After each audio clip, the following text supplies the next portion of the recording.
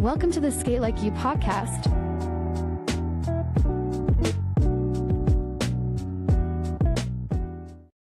What's going on, everybody? Hey, it's Mark, Sk8LikeYou podcast, Sk8LikeYou.com. I am here with Laura Hunter. How you doing, Laura? Good, Magooski.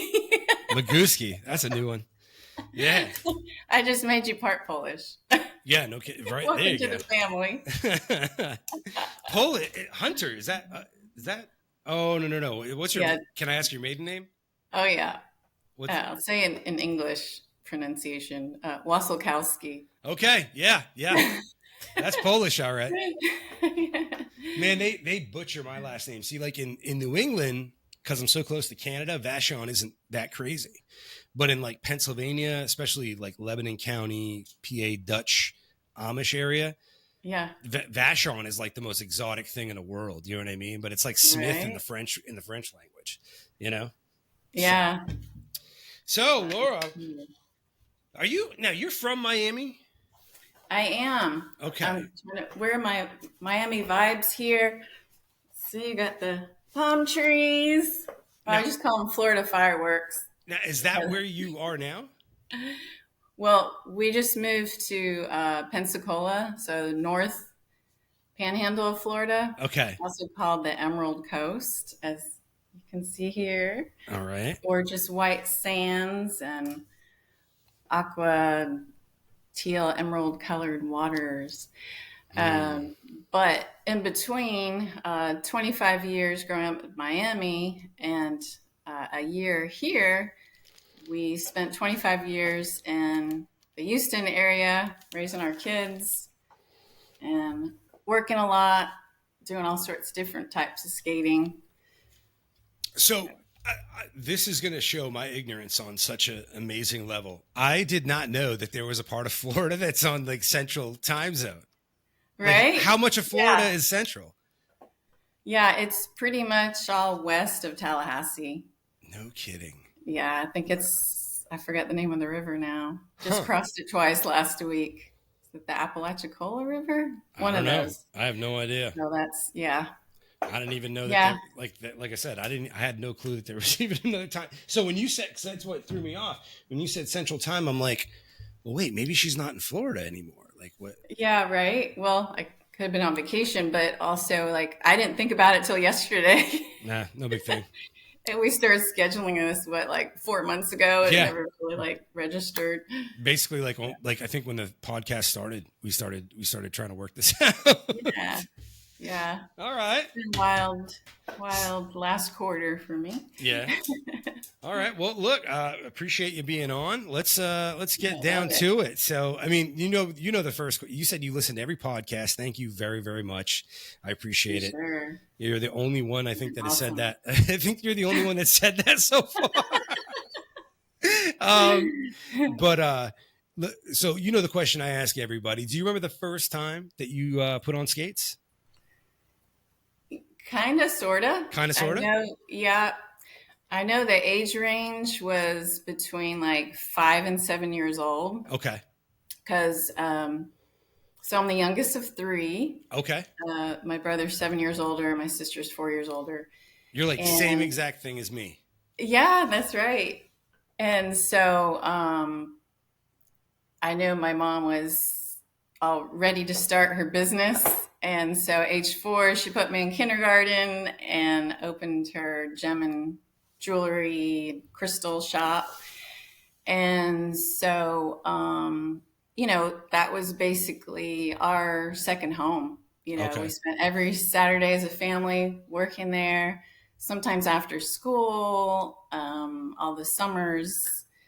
And so I think, my mom was always, my dad worked as an engineer, aeronautical engineer. So he had his full-time work, but he'd also work in the business on Saturdays. Okay. So anyway, I know my mom was always looking for ways to keep us entertained. So they bought a bunch of old skates from somewhere, like they used to have jamborees and things like that, you buy used stuff.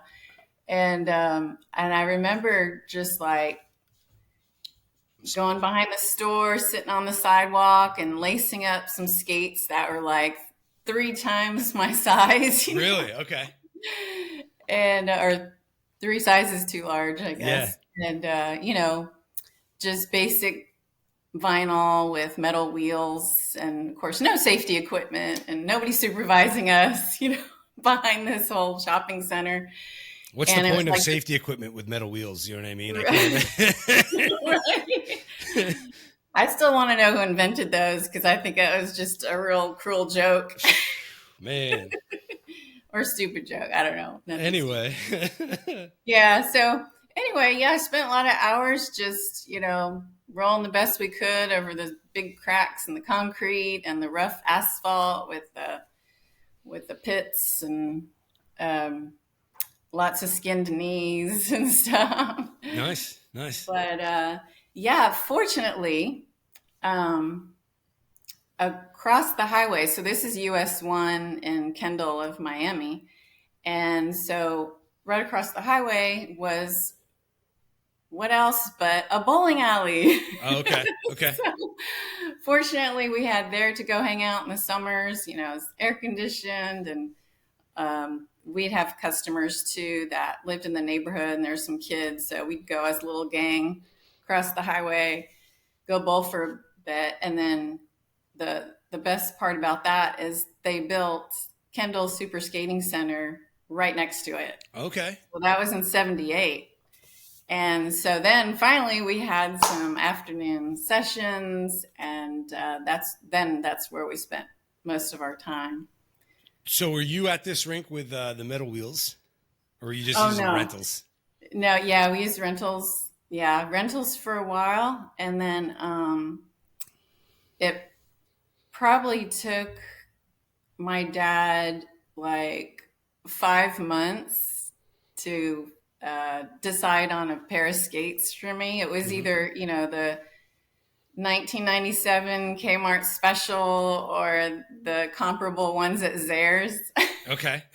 And then, tried 5 other shops. But being an analytical engineer, it was a tough decision, Oh, was he like just digging in, like just analyzing everything? Is that Yeah. Okay. Yeah. So, so I finally got my skates, some, whatever plastic vinyl wheels, and, kept going to the rink. And then, my brother actually got a job there.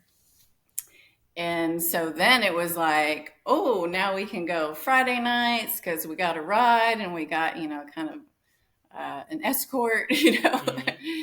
And so that was when I was a little bit, I was in the same school. So I went to private Catholic school, K through 8th. Okay.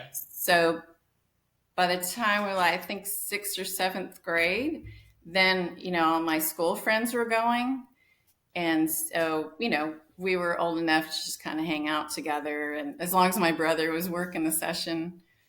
Okay. So, yeah. So was you... Oh, I'm sorry.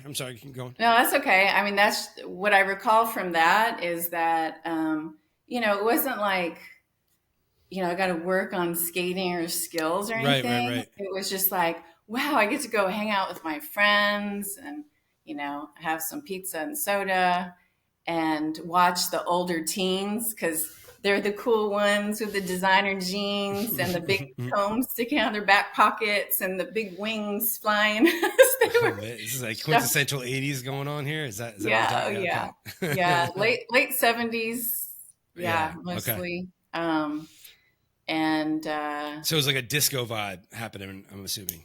Is that right? Yeah. And I don't remember a lot of skaters with that much skills, but everybody looked pretty comfortable skating forwards and backwards, and then, we didn't call it shuffling or anything, but it was just cool to see how the older skaters were so smooth that they could skate to the music. So was this like the first rink in that area? Pretty much. Yeah. Yeah. Like I think there's definitely some older ones up in like North Miami, Fort Lauderdale Right. area. But like in your town, that was like But the yeah, that you knew of. yeah, So for us. yeah, it was probably like the start of like a culture there, I would assume. Oh yeah, definitely. So, I started looking into the history of the super skating centers, Mm-hmm. because I heard uh, Jeff Grobin said that he went down to Tropical North, and I used to skate Tropical South on Oh, Sunday okay. afternoons. We had this matinee that was awesome.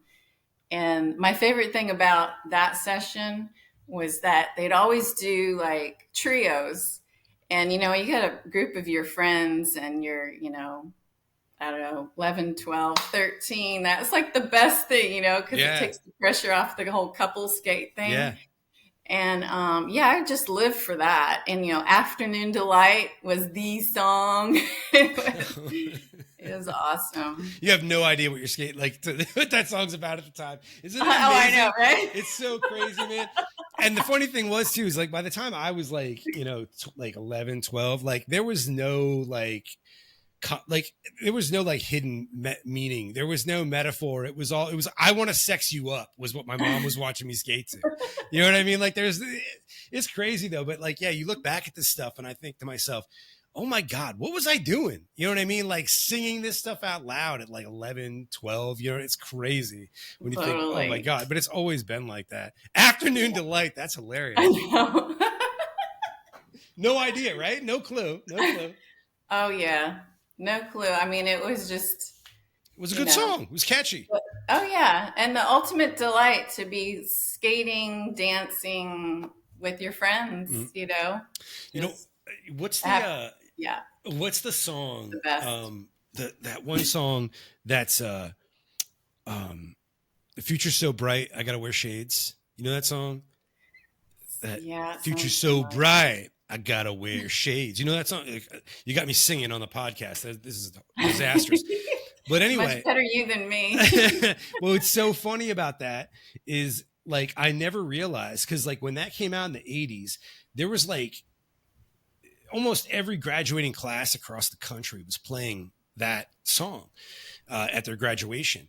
But then Right? when you dug into it, that whole thing's about like the nuclear end of the world. Mm, That is literally about like the apocalypse, like how we're just headed for mass destruction. I don't know. I don't know what made me think of that. Basically, just listening to music and not having a clue what it's really about.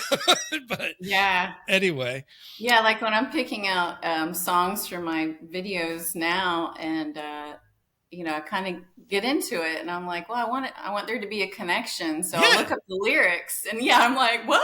yeah, whoa, I'm like, whoa. well, maybe not this song, or maybe just this section of it, or I'll just pick the instrumental. So what was it? I can't remember what it was, but I I want to say I don't. I think maybe it was Angie the Skater of the Month or something like that. But Angie Burkholder Blatz, and I was talking to one of her friends. I was like, "Hey, like, what's like her favorite song to skate to? I want to use that in this video." Uh-huh. And it was this Prince song that was just so massively inappropriate. And I was Oh like, yeah. I'm not going to dedicate this.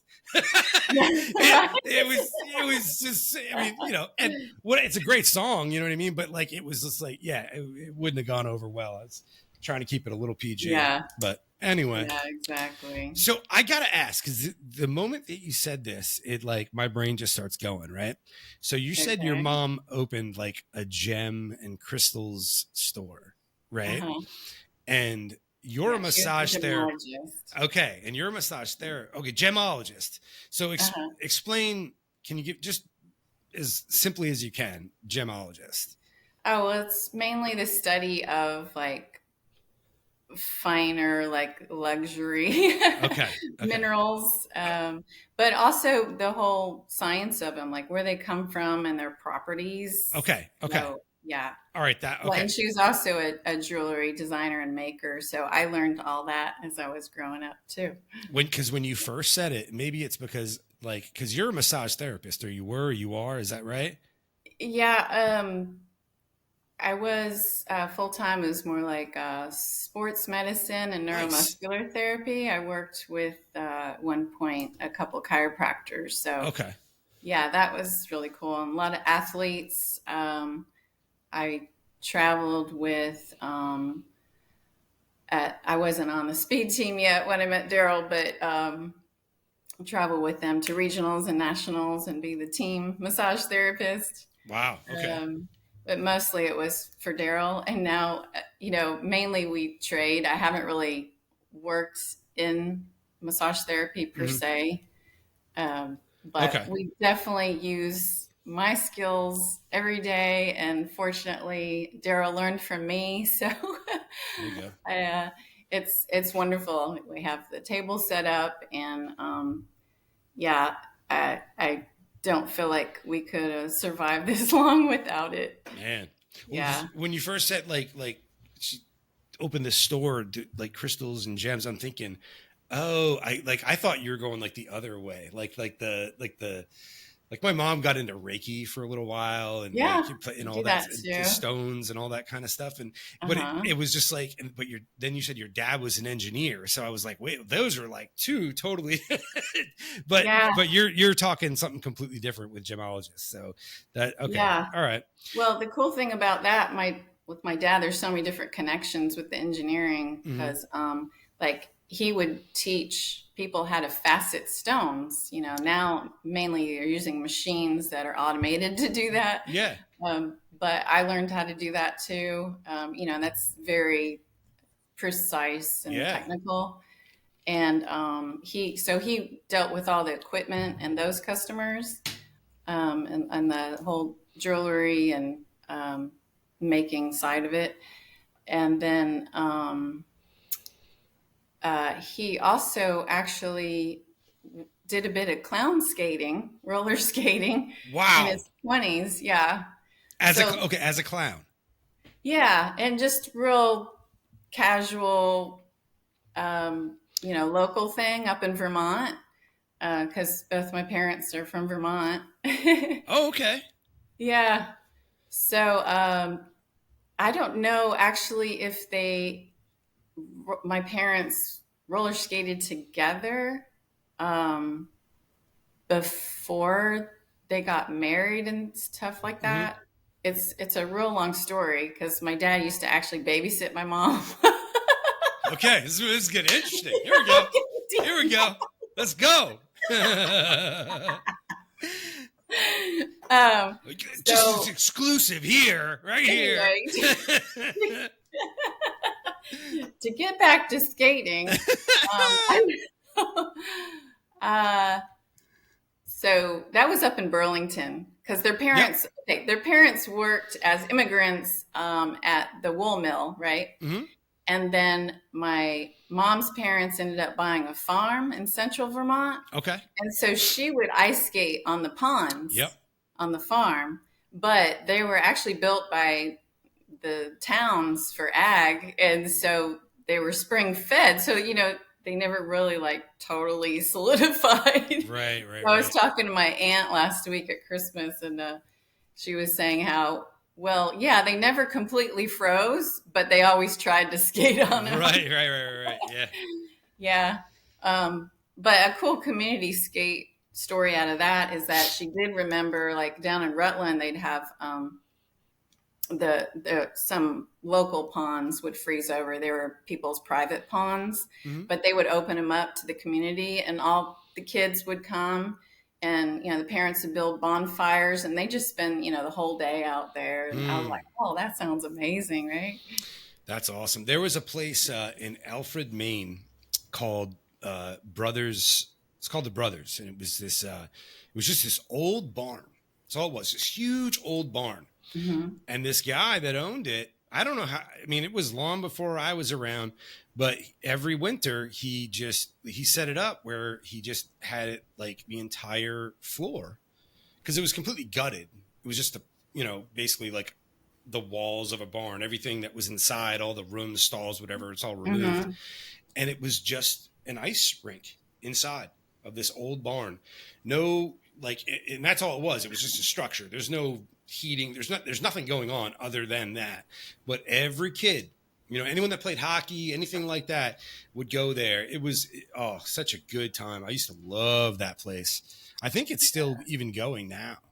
So That's super cool. so I your skated parents. on. Oh, I'm sorry. I was just going to say I skated on the pond in high school. I used to go up to Vermont, visit relatives, and ski in the winters or spring. And my aunt and uncle lived across the river from Dartmouth, so we'd go to their golf course where they had a pond and a little ice skating shack set up. And my best friend would come with me sometimes on those trips, and we just skate out there. And we're like, "Oh, this is so amazing!" So your parents had like transplanted to Florida before you were born. You're born in Florida, Yeah. but you would visit family in New England.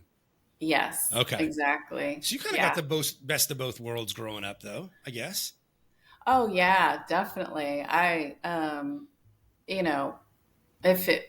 I just think about that rink opening up in our neighborhood. I mean, that's definitely life changing, right? And then, but also being able to get out of the city onto the farm I had 4 cousins my age.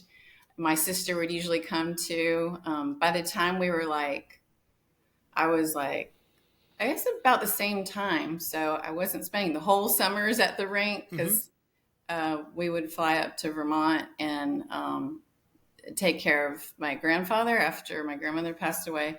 And so my sister and I were just living on the farm and, then helping with everything, all the baling, loading up the hay, fetching the cows and, but we had a lot of free time too. There was a brook goes right through our farm there. And, we could spend the whole day just hanging out in the brook, or we'd hit the long trail because that goes through that too. And a lot of the times, actually, the cows, they would end up taking the hike. And we'd have to hike for miles to go find them. So, as a kid, that's fun. As a farmer, it's a real pain. But. Oh yeah. Every once in a while it happens around here. There's a lot of dairy farms around here. And like, I'll just be driving like along 72, which is like basically like it's a business stretch, in Lebanon. Yeah. And, I think it happened on Thanksgiving one time. I was coming back from a dinner and like, all of a sudden there's just 10 cows in the middle of the street because they found some spot in the fence somewhere and they take off together. You know what I mean? It's like one of them just, guys, check it out. You know what I mean? they all move. But so you're skating at this new rink. Your brother worked there. Now, is your sister skate at all too, or? She did a little bit, but so she, being in between us, was in her high school era, right? Okay. So she's doing the marching band. She got the car and all that, and she wasn't as much into sports. But my brother and I were pretty into it.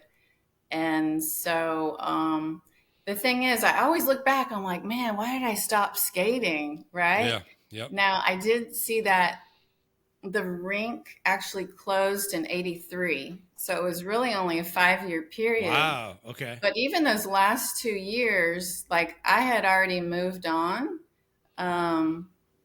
And I think, I'm trying to remember, I've been going down memory lane for the last 4 months going, oh my gosh, it's fun. The little memories that will pop back up and then trying to figure out, right. Your skating timeline. Yeah. So a lot of things happened then. I actually knocked out a few front teeth. Skating? I was visiting my friend who was a dancer, and we're visiting her friend, and she was like, oh, let's go see the parrot in my kitchen. And I didn't even realize I was in a sunken living room. So we're all, chatty girls, and had stepped down, and I totally missed the step, and I landed on the dining table that was wrought iron. So, yeah. So then I just kind of I was off skates a little bit, and then graduated from that 8th grade school with all those best lifelong friends, and they all live kind of far away. Mm-hmm. So kind of lost that connection. And then I think it was that, yeah, I kind of got into scouts. I guess that was that year, like ninth grade. I was eligible to be in the Explorer Scouts, which was sponsored by Eastern Airlines, which my Okay. dad worked for. Okay. And so my sister actually was in it for like a year. By the time we learned about it, and then I was hanging out at my mom's store one summer, and one regular customer brought her neighbor, and she ended up being my best friend. And we're about the same age, so we joined Scouts together, and we ended up mostly like we did everything in Scouts. I Hmm. mean, we traveled and hiked all over the world. It was super cool. Hmm. We did square dancing. Oh, I even did a bout of, because this has come up in a video before, clogging. I did Oh, some okay. Yeah. with some of those that same friend group. And Yeah. oh my gosh, that was a blast. And I have to credit a lot of my footwork to that, because you just have to have like fast yet relaxed feet. Yeah. Like river dance type things. Yeah. It's for people out Yeah, there. exactly. That was super fun. And then the square dancing, I mean, some of that, you could say we do in the center of the rink, right? Yeah. So that was a fun connection there. And then, yeah, all through those years, especially with Scouts, we had so many opportunities to try all sorts of sports. Mm-hmm. And without having to commit to the equipment and expensive lessons. Because we had the Explore Olympics that were held on a college campus in the summers. Mm-hmm. And the one that we went to the most was Colorado State University in Fort Collins. Okay. And, it was amazing. We got to pick what events we wanted to compete in. Mm-hmm. And if we weren't familiar with the sport, like I had never shot a pistol before, for air pistol, air rifle, fencing, orienteering, you could sign up for the clinics and learn them. And of course, you got asked, like, was there any skating? And I don't recall any skating. Right. I'm sure I would have picked that. But everything else under the sun, and mostly like Olympic sports.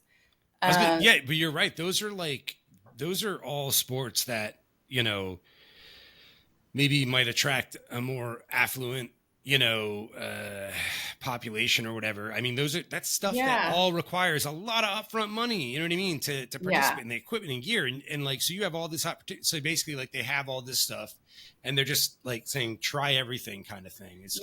That's awesome. And basically, I mean, they had like high level Olympic coaches there teaching it. I learned equestrian also. Oh, nice. And then I even got to compete, and I ended up, because they're also kind of like the rare sports, there weren't as many competitors. So I had to come home with all these medals and everything. Right. Yeah, it's just super fun. Nice. But we would wear ourselves out. It was 7 solid days of competing, walking the whole campus and all the sports that was involved with that. And then every night we had a dance. Every night? Yeah, to like 2 a.m. Wow. And then we'd be getting up at 6 to compete. It was insane. How old are you at this time? This is all through high school. Oh, okay. So like 14 to 18, basically. Nice. Every night a dance. That's crazy. Yeah. Especially until 2 a.m. What? Yeah, I know. I think it really ended like 11, and then somehow we just made it last longer. Right. Or hung out at the dorms and stayed up. I just remember trying to stay awake in the airport flying home. Like, ugh. So basically through high school then, you stopped skating like what, just prior to high school, kind of? Is that? Yeah. So okay. That was like 8th grade. Was like, I felt like it was a cold, hard stop. And I didn't mention this too. At that time, so now we're 80, 81, and Miami's getting kind of wild, right? We've got some dangerous situations happening. Yeah. So that was trickling down into the suburbs. And you mean like when the snow started in Miami? Is that what you're talking about? Kind of situation? Is that? Yeah. Yeah. Yeah. I was like, well, actually, it did snow that year. That's why Yeah. Anyway. I was standing at the bus stop at 6:30. It was snowing in Miami. I remember that. That was either 80, 81. Okay. Anyway. Okay. So also, I think that's when they had a new owner of the rink, and they started getting more into these sipping skates, Oh, right? yeah. And my brother was working them.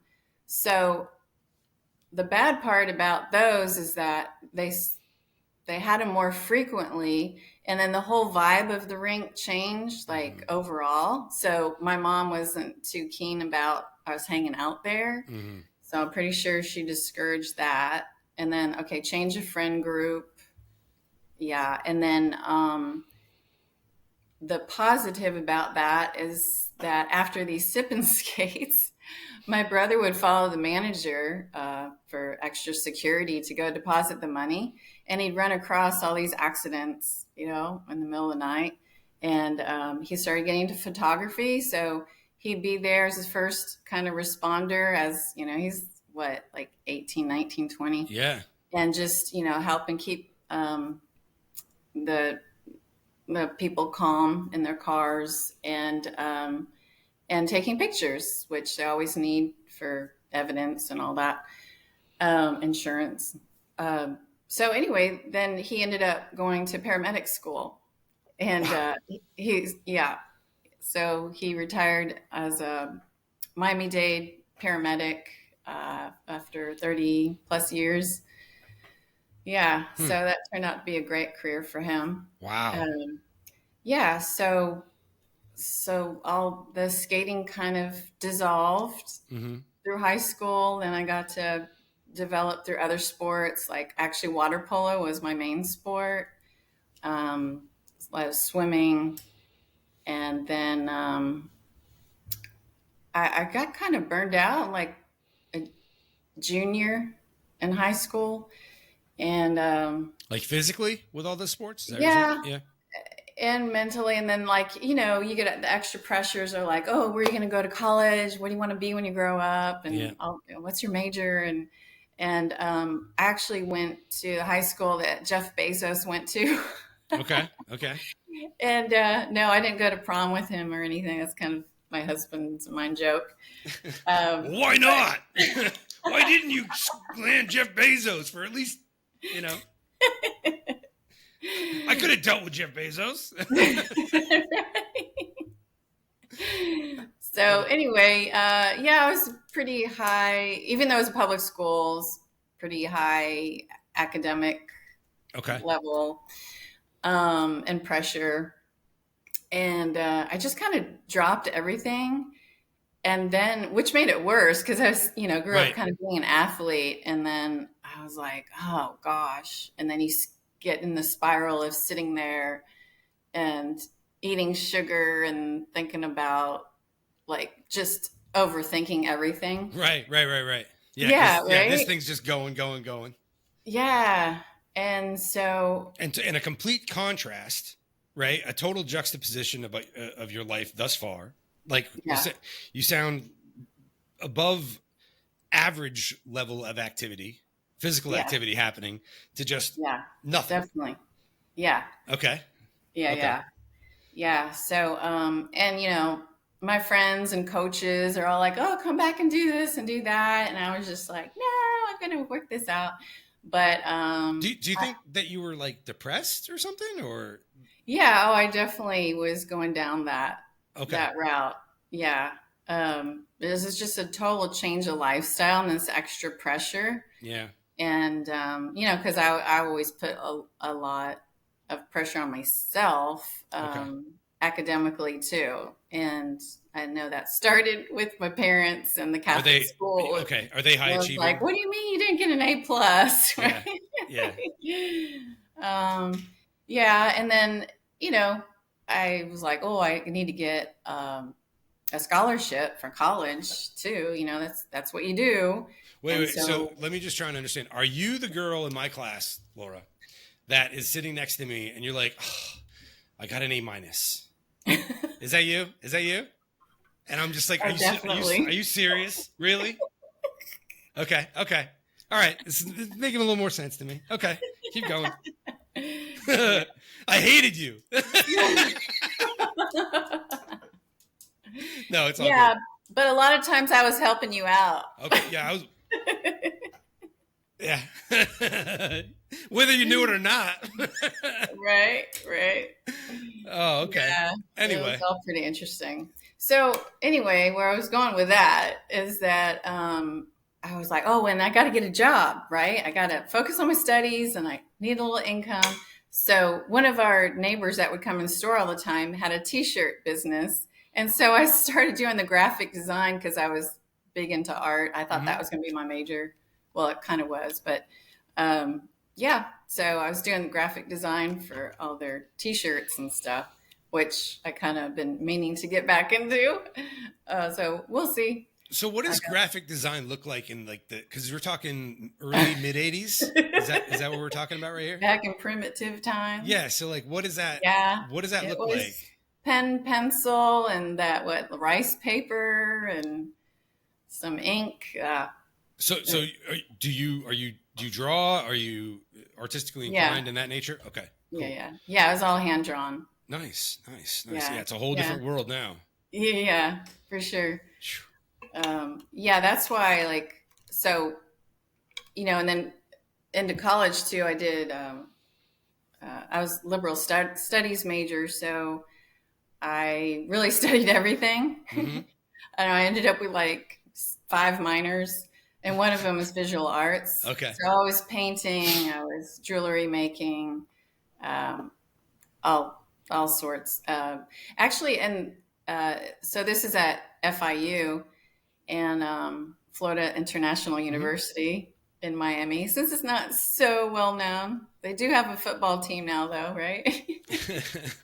Back then, it was just a couple of old, like Cold War looking buildings in the middle of the Everglades. But I got a full scholarship, so I went. Yeah. But yeah, I was definitely the youngest. I was like 17. The average age was 26, and I didn't speak Spanish that well. Oh, so, okay. All right. Yeah, I really, I was definitely I stood out, and I was totally bored. And, but I, at least had the art to delve into. Yeah. So I had that connection. And then I started hanging out around the main building and met some other girls, young ladies my age. And we kind of formed like this little kind of social sorority. Mm-hmm. And so that was wonderful. And we started going, connecting this back into skating. Yeah. Thursday nights was our night because classes were mainly Monday through Thursday, some labs on Fridays, whatever. But Thursday night, we'd all meet at the Rat and would just dance the night away. I mean, what's the most Rat? Of us weren't drinkers. So the Rat is short for, I guess, Rathskeller. Is that how you say that? I don't know. It's like, I think it's like an underground bar type thing. Okay. I need to look that up now. Yeah.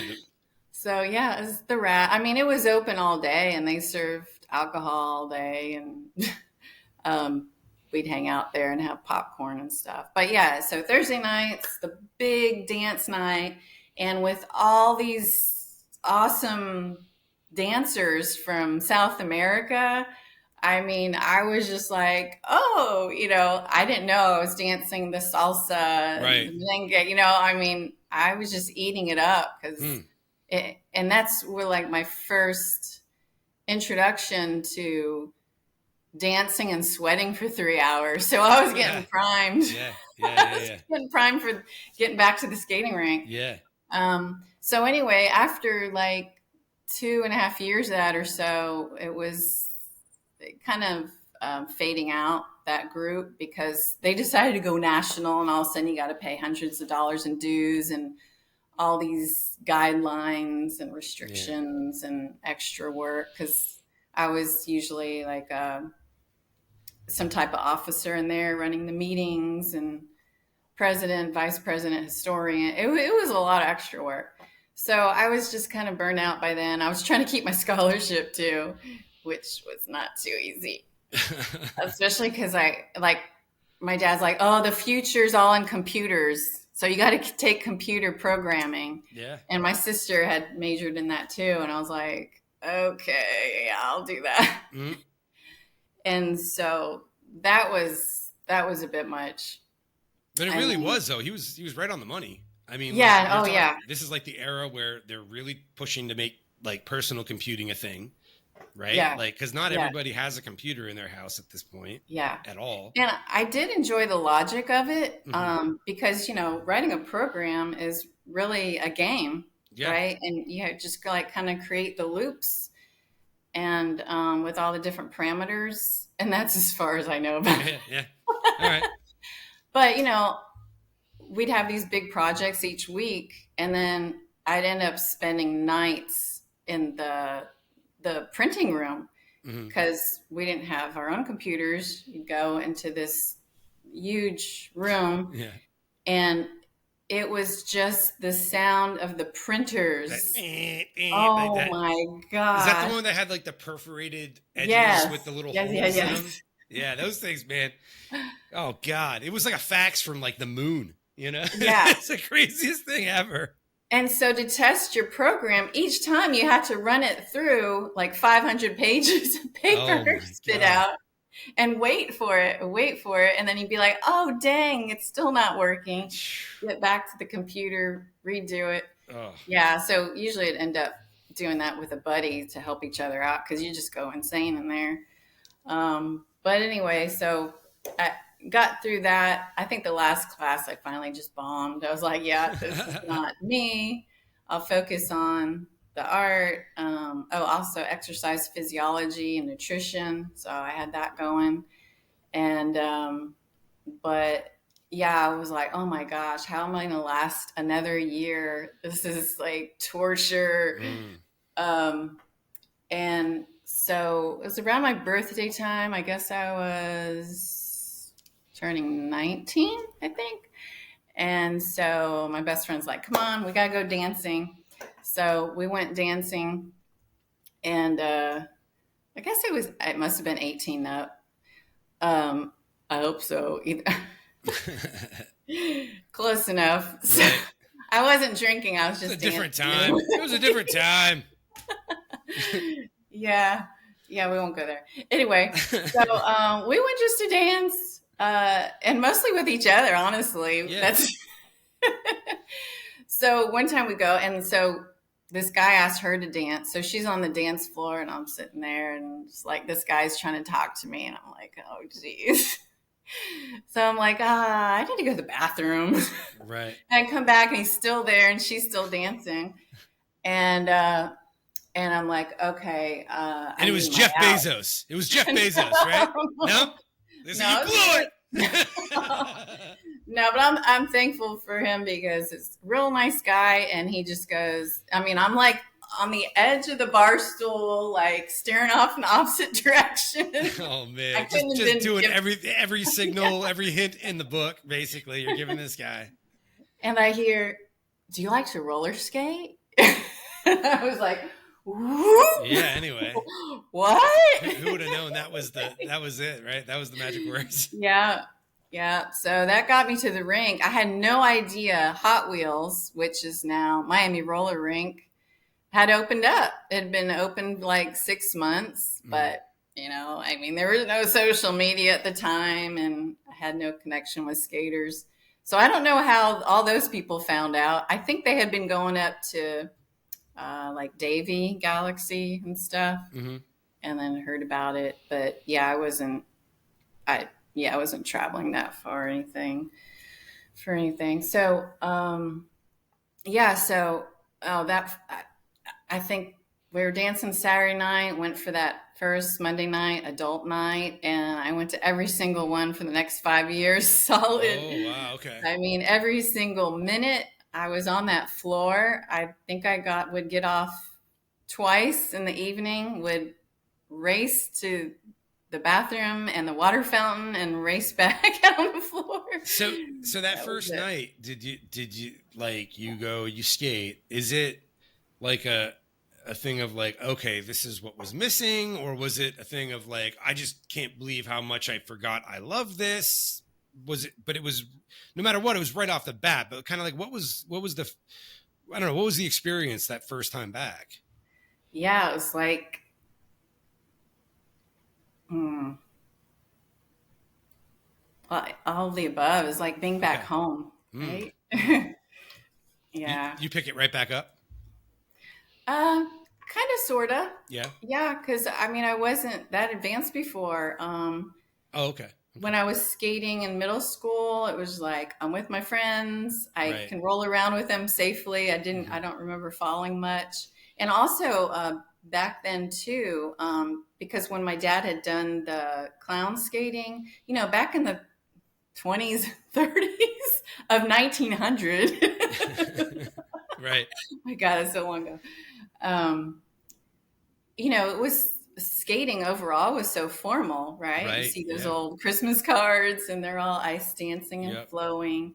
So he had learned like the figures. That was huge, right? Hmm. And so that's what we would do on Sunday afternoons. We'd take the push broom over to we had an elementary school across the Hmm. street from my house that I didn't go to, which I never understood. But anyway, they had a covered pavilion, but they'd have like those little pebbles. So I'd broom Yeah. it off, and then he'd mark off the figure eights, Yeah. and I would work on those. No music, nothing. Yeah, but that's like I mean Just that is working a those edges. yeah, that's a clinic and a half though. Like, Yeah. so I'm it's so interesting. grateful for that. Yeah. Oh, yeah. So it's really interesting. The rink I grew up in, all we had was like a single white line that kind of like went Hmm. around the middle of the floor. But I've seen the figure eights.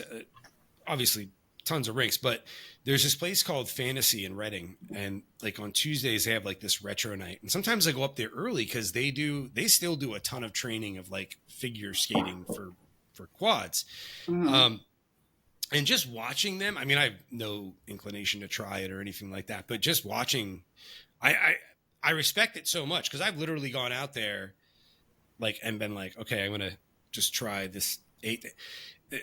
I gotta, well, one, it's not easy at all, Right. but you could so tell from the mechanics of like, if you learn how to like master that whole thing, Yeah. maintaining your speed, maintaining your balance, your Hmm. direction, there's probably like that.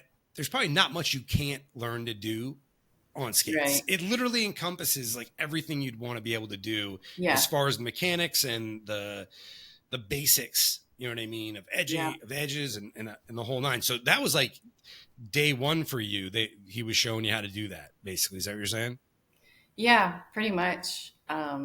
Yeah, I know. Like I look back on it, and now I understand the process of learning skating. Yeah, yeah, Because I've taught quite a bit and learned all sorts of different types and styles. Um, you know, it's basically it's such a calm, controlled process, yeah. Hmm. and so it helps your brain relax, and then develops those circuits of the proprioception of how to balance as you lean Yeah, and where your other body parts need to be, yeah. right? And the That yeah, and the most precise way to learn how to balance is going slow. It's way harder um, to move to for balance sure. slowly than it is to balance with speed. You know what I mean? And that's what I picked up so fast trying to, even as a kid at different rinks trying to do it. It was like, oh, it's so much harder to do this slowly than it Yeah. would be like with any type of speed. So, yeah, honestly, like, I wish I would have like someone would have put me on that like at a way younger age, but Yeah. it is what it is. But Yeah. It's never too late, too, right? yeah, well, yeah. So what now, when did you get into speed skating then? Okay. Well, let's get back to Hot Wheels because Okay. Okay. that was a time and a half. Okay. Like, you know, I didn't start going to these shuffle events till like a year ago, Okay. right? Um, but I equate a shuffle event to adult skate at Hot Wheels Makes sense. because, They're like, moving. I mean, we had such a variety of advanced skaters. Yeah. It was so fun. I guess it was our core group. Because I got up there. I wore rentals for a couple months. I think I got skates for Christmas, and I was off to the races. My goal every night was to learn something new, of course, follow somebody different, um, and because it, especially back then with no video and hardly anybody traveling to other rinks, this was your tight skate fam of 20 to 30 people every week, right? And I didn't even realize like other people were going up to the other rinks, or that they might come Friday or Saturday night to the rink and skate with the kids. I was just like, this adult vibe is epic.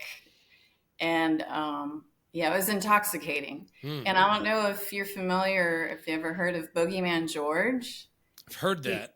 I've heard it. Yeah, he was the DJ there. Okay. And now in the Hot Wheels group, Facebook group, I mean, we all honor him so much because he really created that vibe. And I don't know where he got it from, or what influenced him. He's not around now to ask, but he was what brought that all together and created this incredible energy. And man, every week he'd be like, Laura, when are you going to bring me a cassette, right? So he put it in his recorder. He had a big old recorder sitting in the corner of the DJ box. Yeah. And he's like, I got to get y'all on film so you have your own film.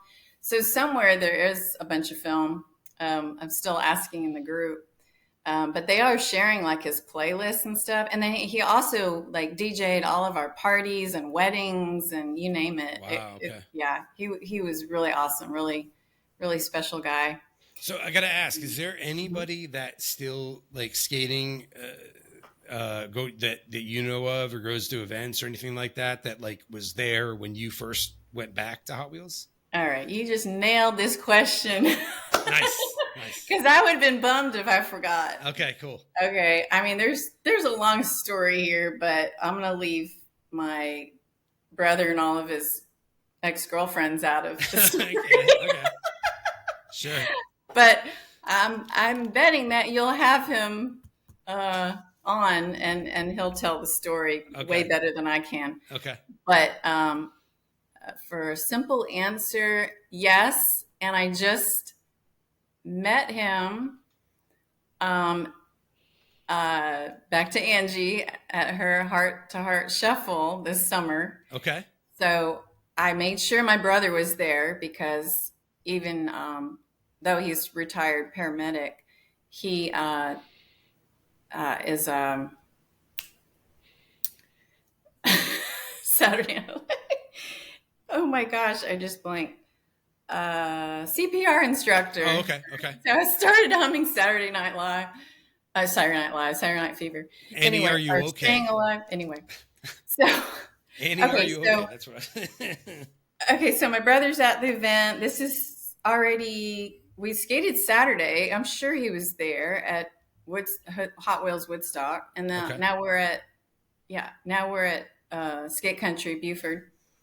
And we've all taken the group picture. And my brother calls me over. He goes, "Hey, Laura." And I'm like, "What's up?" And he's standing with this guy. And he goes, "Look who it is." And I'm like, oh my gosh, like, how do I know this person? And I knew that I knew him, but it just was not triggering.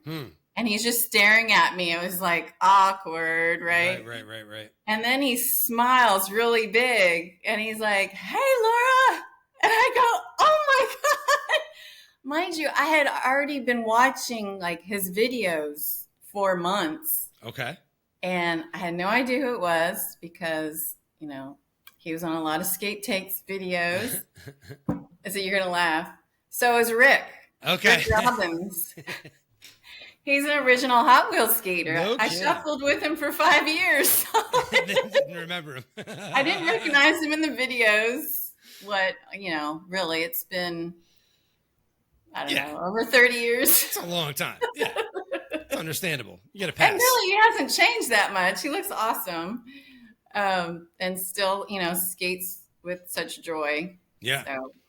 So and actually, you're going to laugh even harder. I lived right behind him and his wife for like a year.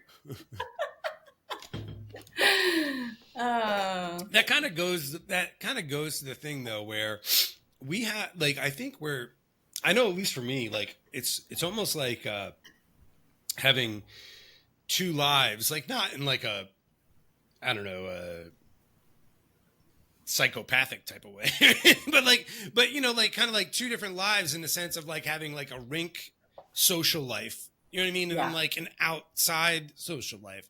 So as crazy as that might sound or look on paper, it's really not at all. Yeah. It's there's people I just see at the rink. I've seen it at the rink, it is what it is. Yeah. Hot Wheels, though, we did have quite an engaged skate family. Like I see a lot, especially in the Atlanta group where they do a lot of social activities together. So, we were at Bennigan's and Fridays celebrating all the birthdays. We had events before and after we skated. We went to concerts together. One of the ladies had a limo. We'd all pile in, and I mean, that was super fun. Saturday nights were the bomb. We would, we'd have a few carfuls of us, put our outdoor wheels on, no safety equipment, of course, head to South Beach, go to the top of a parking garage. Well, I guess we park at the bottom. We'd climb up and then just like hang out. Some were partying. I've never combined the two. I never thought that was a good idea. And we would literally fly down these parking garages on our quads, outdoor wheels. Oh man. And then I was already surf skating at the time. Mostly side skating, not like the surfing as much as I do now. But I would do that in between the cars on South Beach. Like, don't tell my kids. Like, there's a huge element of outdoor skating in Florida. I mean, for obvious reasons. I mean, you guys have the weather for it all the time, but yeah, I do the parades too, 4th of July parades, and one of my friends from Philly, Jen Rao. She goes to her mom's in Florida, but she loves going to Florida. And she's like, you have to come, because she knows I'm not much of an outdoor skater. She's like, well, you're gonna, she's like, well, you'll love it when you go to Florida with me, and but she gets there and she puts her skates on and she just does she goes. They're in bars playing pool. They're like, the boardwalks, it's just, she absolutely loves it. She has a blast every time. Yeah, but yeah, it's a special environment. Once then I jumped onto sorry, I laugh because every time I think of recreational inlines now, rollerblades, I think of your conversation with Roberto. Oh yeah.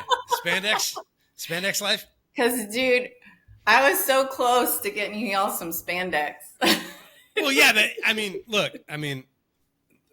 take it as you will, but women can get away with it a lot easier than men can. Okay, it's a whole other thing, Yeah, but yeah, so the recreational inlines, rollerblades, that opened up the outdoor skating a lot, because it's so much smoother and safer. Yeah. And so I would even skate the Key Biscayne Bridge. I even did that by myself. Usually I was always outdoor skating with some type of group, but I at one point lived right at the base of the bridge there in Miami. So yeah, in the mornings I'd either bike or ride or skate over that freaking huge bridge.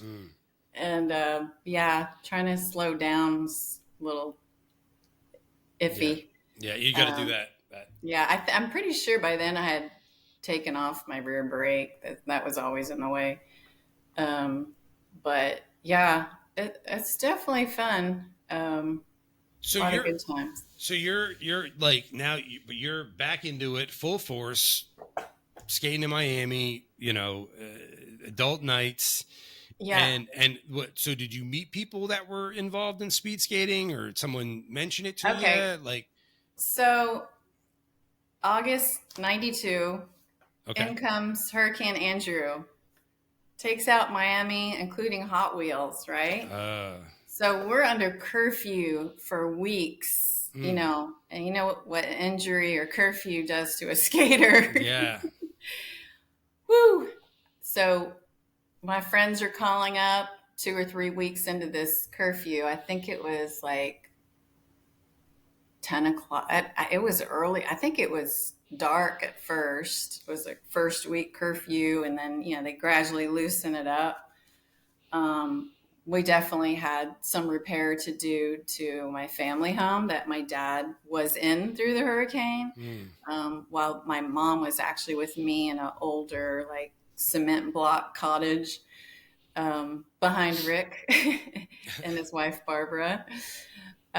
So we were making sure we were all hunkered down. mm-hmm, But yeah, when we heard Hot Wheels was damaged, we were just really bummed. mm. So anyway, we got our work done stuff. Friends are calling, like, "Hey, you want to break curfew?" And I'm like, "Heck yeah!" so so we went up to North Lauderdale mostly. They had a really good Thursday night adult skate, Mm-hmm. and as soon as I saw Daryl skating, like, he was as focused as I was, as, like, when you get in the zone of trying to figure out something new, Mm-hmm. he wasn't just all like, "Hey, I'm showing off my skills," or, you know, chatting with all the girls or anything. Yeah. So I was like, oh my gosh, somebody that, is similar to me as far as how I approach skating Yeah. and my passion for it. Yeah. So yeah, I mean, we just hit it off immediately. He had already started on the inlines. I mean, this was like very beginning of Right. inline speed. Yeah. You said 92, Yeah. right? Yeah. Yeah. So then, yeah, I started coming up, driving up to more of the, like, Fort Lauderdale, all all the East Coast rinks, Davie, Lantana. Um, but he's like, "Hey, we have an outdoor skate," and he's like, "You want to join me?" I'm like, "Cool, yeah, I like to outdoor skate." Mm-hmm. Well, this is the outdoor skate like no other. So I show up in my cute little rollerblades, and he's like, "You need a helmet." I'm like, "Okay."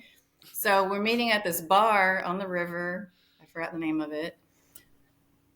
But the whole group and or event is called New River Rollers. And it was every Tuesday, Thursday night. We met after dark. So the lighting wasn't so great. Yeah. And we're cruising through the intercoastal roads. So yeah, the pavement's not great, the lighting's not great, the traffic signals aren't great. And we were running a little late the first day we went, and he was introducing me to it. So we were trying to catch up, and he's like, "Here, if we skip these couple roads, we can catch up." And then all of a sudden, this huge pack of skaters comes flying by.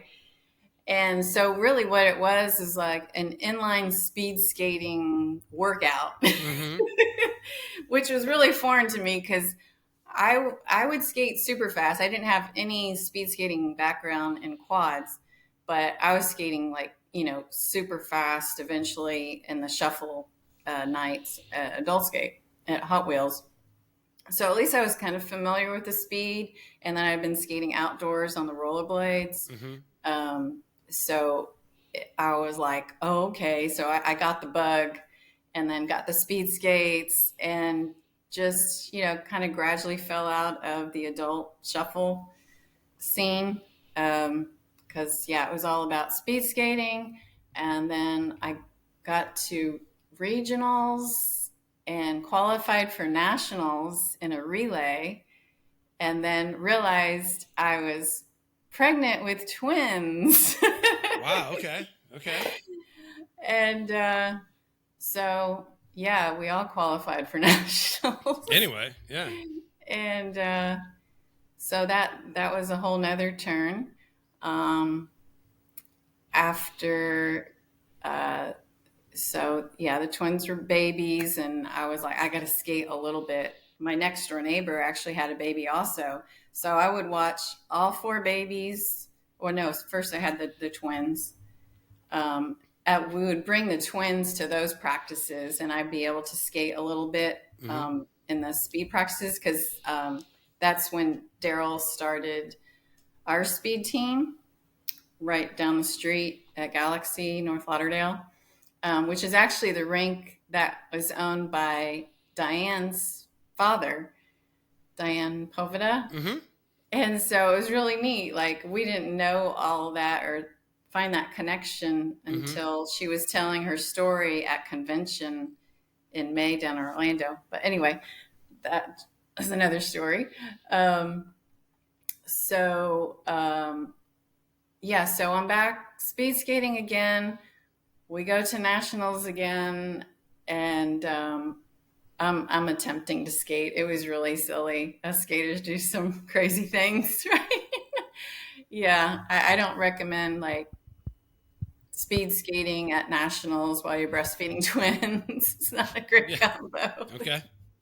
Everybody get that? You heard it here. No. Yes, professional nursing advice. I mean, as an RN. Anyway. Okay, so then, so we have another little one coming. Okay. So now I've got 3 babies, really going crazy, raising them kind of by myself. And Daryl's working full-time construction, running the team, almost daily evening practices and on the weekends and meets. And so fortunately, my neighbor had a baby at the same time. So I would watch all 4 babies.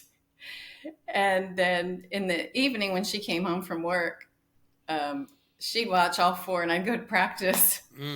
That didn't last too long. At least then we put our kids on skates for like a year. Okay. They're just little, they were on the baby quads. Yeah. And then Daryl had to make them some inline speed skates once they were a few years old. And then they went through all the speed and competed regionals and won at nationals. But during that period also, I kind of faded out of the speed skating. Okay. It was just too much. We even did ice speed skating because the Coral Springs ice rink had just opened up in South Florida too, right behind us. Yep. And so that was cool too. I have so much respect for short track ice speed. I mean, man. that's a whole nother level. So then we ended up moving to Central Florida, and because I was just tired of just too much of South Florida and too much skating. So then Daryl would coach some kids outdoor speed skating in Central Florida. And then where he worked, he was basically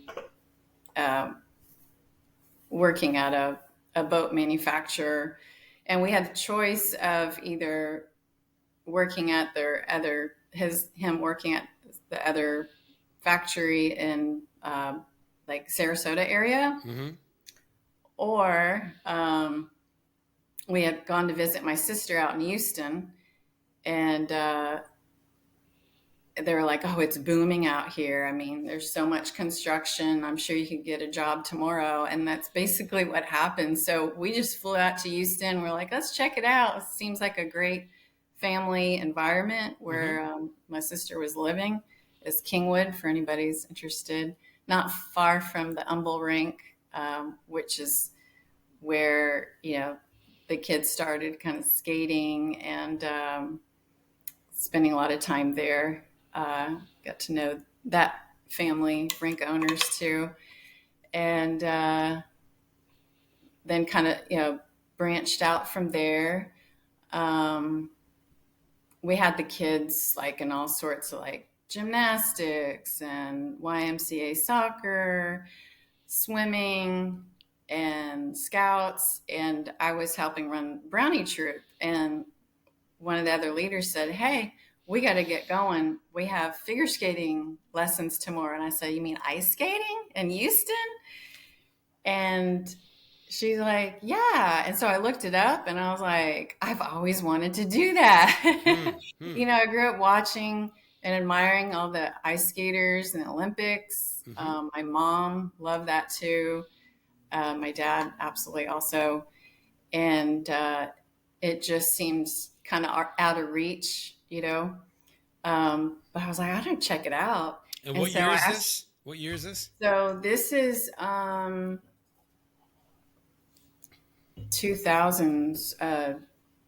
2002 or so. Okay. Yeah. Because so our twins were 7. So I asked my daughter, I'm like, "Hey, you want to take some ice skating lessons?" She's like, "Sure."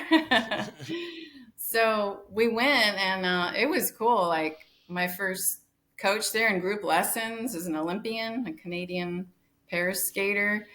And she was like, "Wow." She's like, "I've never had a beginner student who can like skate equally on both sides, I said, "Well, I have a little experience with roller skating. And as an athlete, my early 20s, I was always reading about competing. And I used like a lot of self-hypnosis for performance, competition and stuff.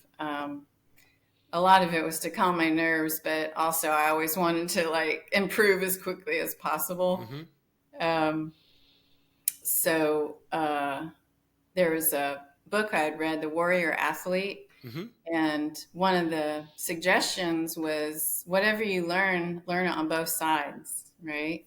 Really helps balance out the brain. And you never know when you're in a situation or a sport where you need both sides. So that's another thing that really helped me. Like even in speed skating and outdoors, anytime we had a right hand turn, I was like, yes, I can finally get ahead of the pack, because I could cross over and everybody else was just kind of like skidding through it, trying to hang on. Yeah. So that was cool. But yeah, so my daughter took off with the ice skating. I just kind of did the adult lessons, which is another great community feel. It's nothing like an adult skate session of roller skating. But I really appreciate too how with ice skating, there's so much more focus on the technique and the physics and positioning. So that was really helpful. I really enjoyed the ice dance. I wouldn't mind doing that some more. But that's something I do want to do in roller skating too. It's just you have to have a partner that's on the same page and that you trust. So that was fun. I did some testing, freestyle. Just I know how to spin. I just don't do well spinning. The whole equilibrium balance thing. I tend to get kind of motion sick. But anyway, so my daughter took off with the ice skating. She's been a pro figure skater now for 6 years, traveling the world. And we've been trying to keep up with her and be able to see her perform, which has been just such a treat. Wow. Yeah. It's super fun. Where like a few different places, like oh gosh, her first one, which really tested us as parents, was a traveling circus in Chile in the middle of winter. Yeah. So I would say all the camping that we did with our family, in all sorts of weather. And then she used to do compete in fishing tournaments with her dad, even when it was like 30 degrees and sleeting. So it wasn't too far of a stretch for her to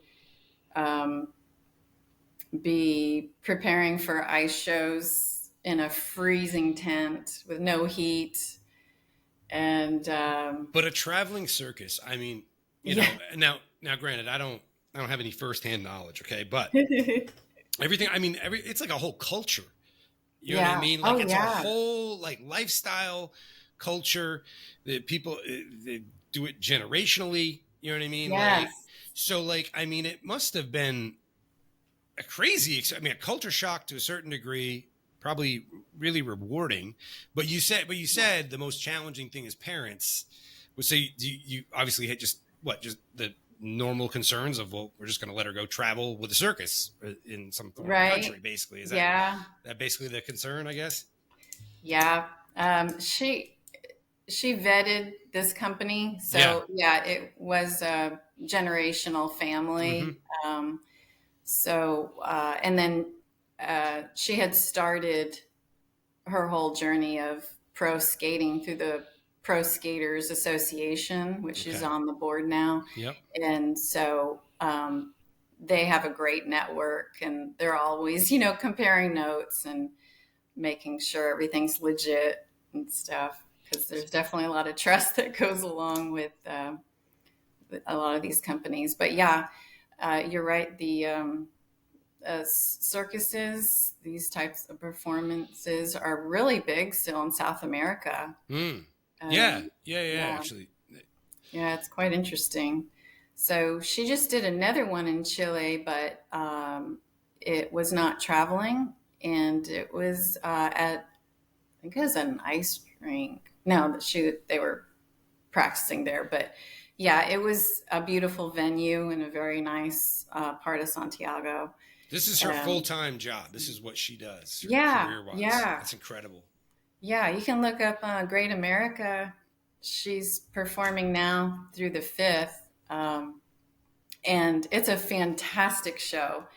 And she sent me the video, actually, of her boss, the company that runs this particular show. This is her second time doing it. And so she's also been able to expand her skill set. And so she's doing a lyra act in it, hula hoops, and she's also inline skating in the audience and figure skating on stage.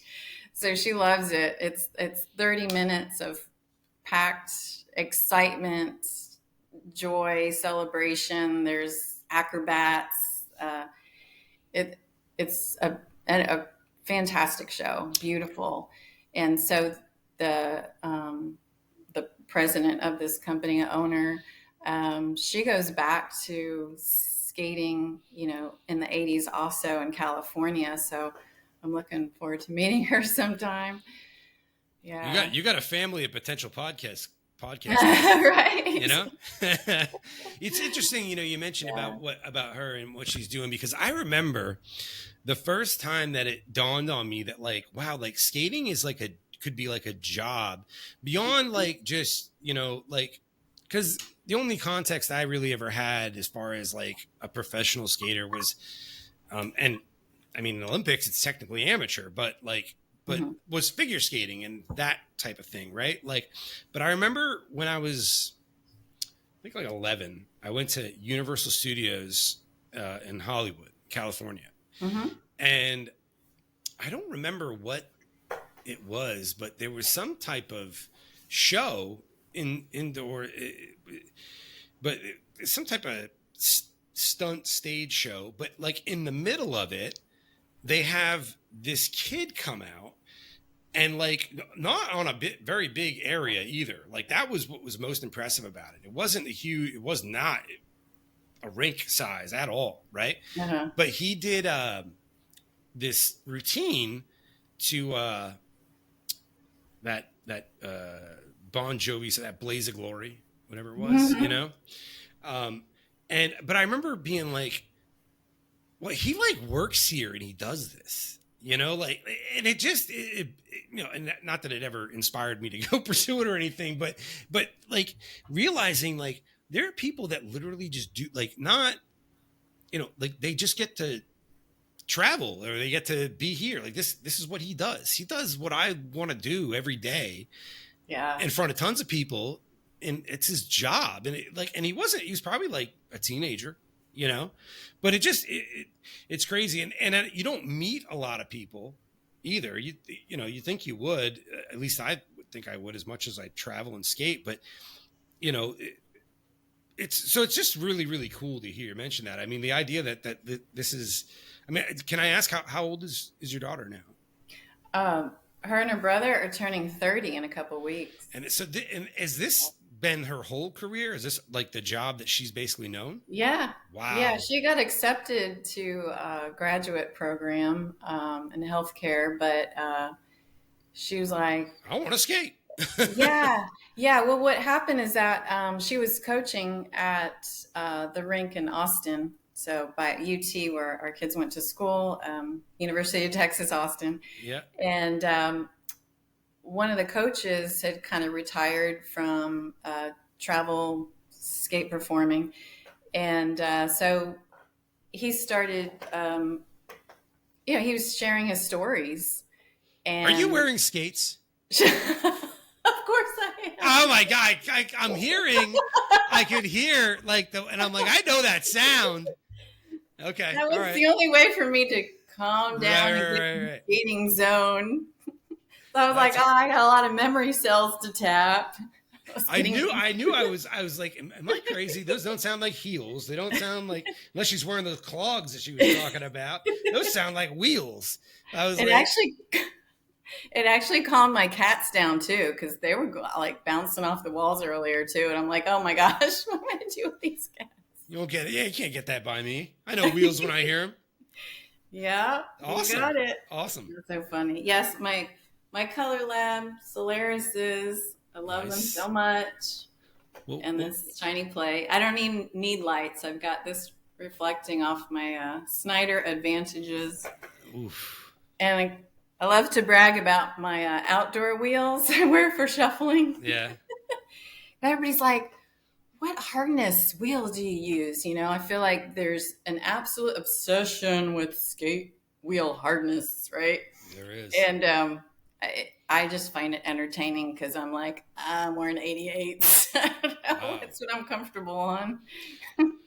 I always say, like, so, people are going to, a lot of people are going to agree or disagree, but you know, because they always talk about, like, you know, the softer, the better grip, and, you know, and harder, obviously, and slide and all that kind of stuff. And here is my absolute philosophy. I mean, one is if you're skating on concrete, doesn't matter, right? You're going to grip no matter what. But, and I'm not saying that like a harder wheel doesn't allow for more slide. But I mean, I have the like even the Ghost Assassins that I just got, which are 98, which is basically like a 101 anywhere else, right? Mm-hmm. To me, it comes down to floor maintenance and cleanliness more than anything. Any wheel will grip on any properly maintained, clean floor. That's all there is to it. Yeah. Like, I don't know what your thoughts are on that, but that's why I don't get into it too much. Cause I'm like, no, man, for me, it's always been more about the floor and the quality of the floor than. Yeah. Right. There's so many variables. Yeah. And the weather. Right. Oh man. So there's this little place, you've heard me talk about it, Gretna, that's close by here. It's that oldest operating rink in PA. And the session that I like to go to is on a Thursday night, this little retro family night. And it's like the only night that's not mobbed, especially during like the winter months when skating is real big here. But a lot of times, like on that Thursday, they're not there until they like literally open the door. So in the winter, that cold floor, oh man, just sliding everywhere. Yeah. And because it's suspended floor too. So it gets cold real easy.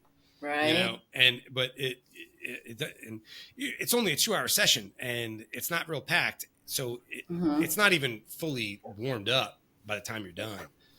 Yeah. So I'm always hoping like, oh God, I hope they were there all day today. I hope they had like the school skate or something like that, you know, cause to warm it up. Oh, it makes a huge difference. A cold floor. Oh man.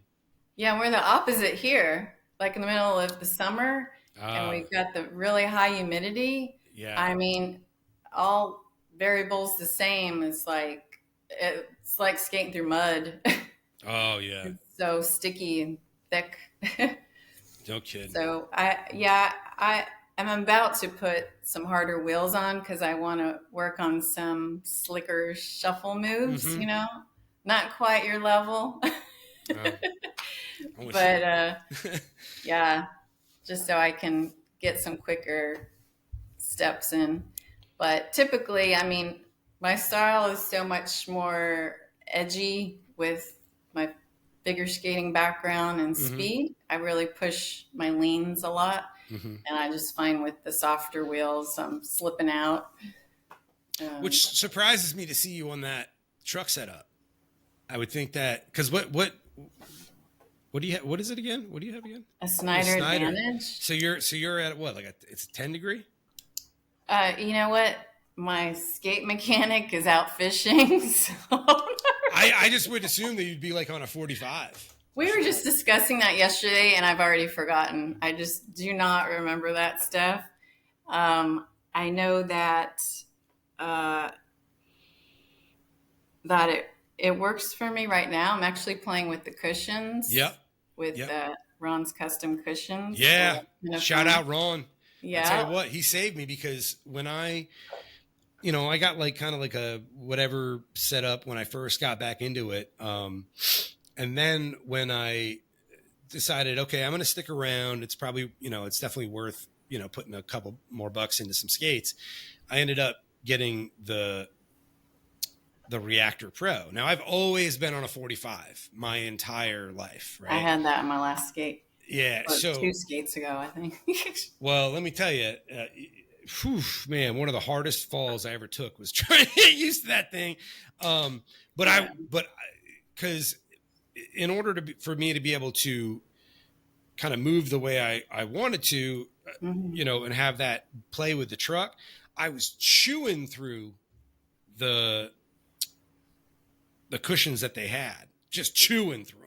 Right. So I went to Ron and told him, and he's like, yeah, no, I know how you skate, and he's asking these questions, and man, he hooked it up.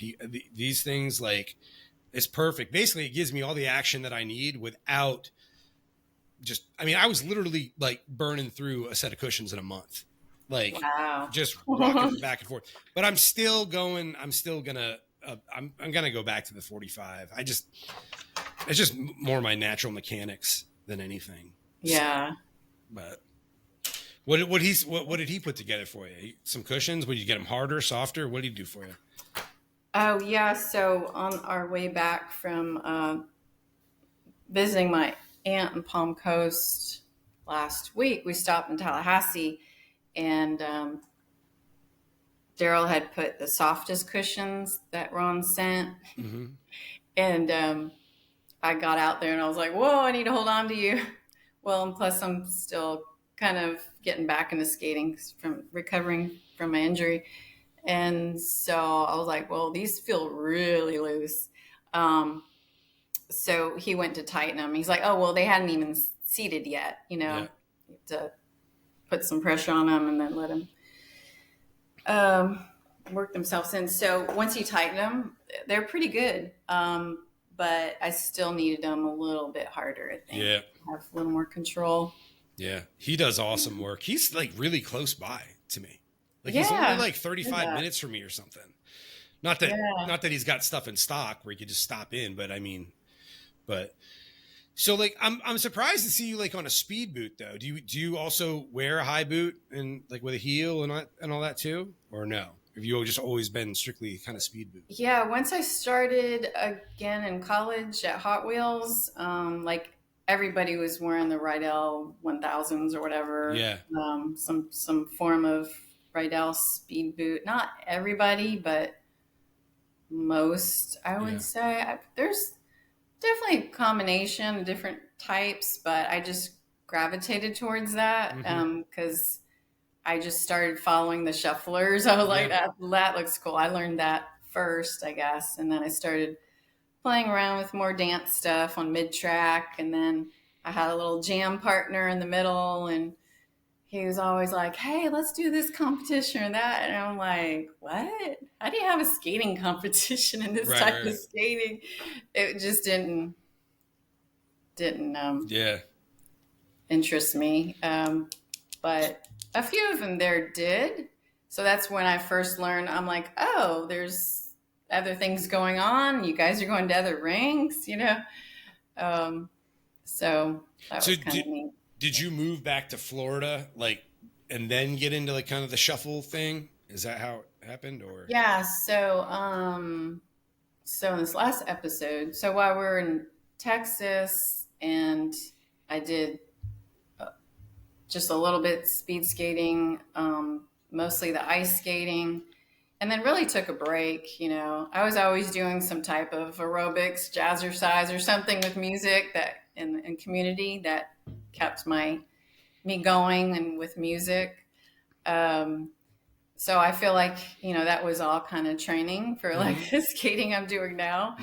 But yeah, so kind of went through a real tough spell. I know you've shared about your health challenges, and I had a pretty severe autoimmune condition, and just totally wiped me out. I mean, I was like couch bound, zero energy. You know, even Daryl was doing the grocery shopping. I had the social anxiety on top of that, everything. And it was just learning about health. I got way into that and trying to figure out how to help myself heal. And then just started building up my, you know, exercise and endurance. And finally I was like, oh, I'm feeling pretty strong. And then we were moving up to, you know, more of a kind of empty nest home up on the lake, away from the area of Spring, which had gotten really congested in the Houston area, which is where the Champions roller rink is. That was kind of like our family's speed rink for a while. And, you know, just, I only had quads in the closet all those years just for the speed team Christmas party where everybody wore quads, basically. So we were moving, actually it was the second time, and I was cleaning out or packing, you know, like the cycling skating closet. We always had one of those. And I was like, oh, dang, I've had these quads sitting here. And this is 2020-ish, right? Okay. So people are locked up, but we weren't. I mean, we're in Texas. My husband's in construction. He was still working. Everything was normal in our neighborhood. Yeah. But I was really into, you know, reading all the emails, and I was always helping Daryl stay in touch with his speed and like officiating and credentials and anything speed or skating related. I was always interested in. So we were on, you know, we'd get emails from the RSA, the Roller Skating Association. And because I wasn't on social media either. Okay. So I didn't know what was going on. You were like previously on and then got off, or you just had never been on? You mean skates? No, social media. Oh, yeah. I was really only on in like Facebook groups for when our kids went to college, for like the parent associations and stuff. Yeah. So I was really never on. Yeah, I abandoned like right at the beginning of COVID because it was just crazy. I totally nixed all that stuff. Like, so I get it. But anyway, okay. Yeah.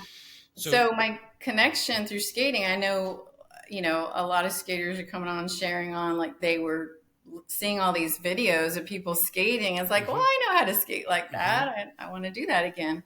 Well, for me, I was reading the emails from RSA about how a lot of these rinks might be closing.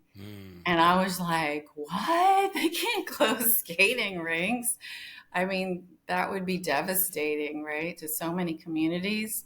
And so I was just kind of following how that was kind of evolving and what they were doing to really promote it, and different laws, even they're changing and working on promotions and allowing people to skate in groups.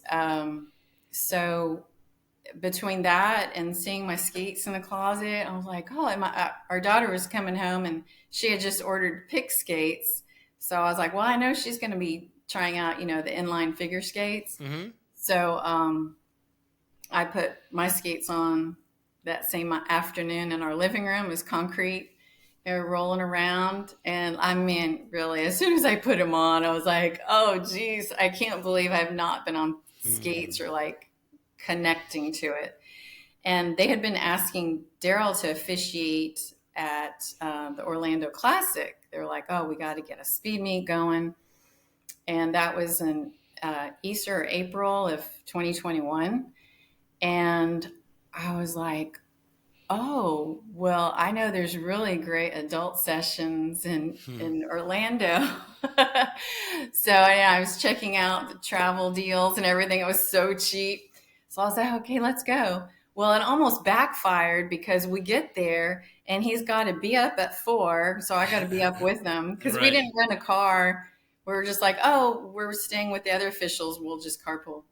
So we're at the rink before sunrise until like 10 o'clock, sometimes 11 o'clock, because it ended up being a massive meet like they used to be, because we were at that meet 30 years earlier competing. You get back in and you're like in, like it's yeah, it's like, yeah, yeah. But I was looking at all the adult sessions on the schedule, and I'm like, how am I going to do this? Like they had like the late rolls and stuff that were like to 2 a.m. and stuff. And I was like, I can't come to Orlando and not skate. Right. So Daryl's like, just bring your skates to the rink and, maybe somehow as soon as it's over, you can get out for a few laps or something. Yeah. Or we can stay and get an Uber. I was like, okay. So here's one of my shout outs. So I'm sitting there having a snack or something, like, dude, another speed meet. Oh my God, they're so boring, right? They go on forever. And I didn't really know that many people anymore because before it'd be like, oh, just chat away. And all of a sudden they're like, okay, we're having an officials lunch. So anybody in the building, if you've got your quads, throw them on, tie them up, and get on the floor. And he starts cranking out the shuffle tunes. And, it was Mr. Rogers. Mm-hmm. So it was super fun. Oh, my God. I almost started crying. My adrenaline was flowing. I was just psyched. And it turned out super cool because there were some people that we had skated with decades before in South Florida there because they're either, competing or they're coaches or they're parents of skaters. Mm-hmm. And so it was really an amazing little reunion there. And you got your time, you got your skate in. Yeah, I got it in for sure. And then after that, I was like committed to every week go to adult skates somewhere. I mean, all the adult skates were like an hour drive in Houston. Mm-hmm. And most of them were more like JB, which is fine. It was a great way to kind of get back into it and learn another style, which I really enjoy now. It's awesome. But I was also like, oh man, I need some shuffle. And so we had just been kind of combining Daryl's speed officiating with my adult skates, and he will quad skate too. So it was really enjoyable. We just going into, a brand new rink. It's so exciting because you don't know what to expect. You don't know what the music's going to be like, what skaters are going to show up. And, we just go in really low key, don't take much pictures or video, because that we didn't grow up with that anyway. Yeah. And, just, meet as many people as we could.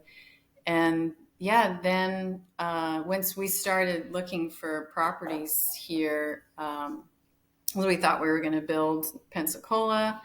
So, Daryl could participate more with the new bank track they have here for speed skating. We were, so we'd end up in skating Pensacola. Just look up the schedule. I'm like, okay, well, they don't have any adult skates around here typically. But then one weekend it said, oh, adults only shuffle event. And I was like, what?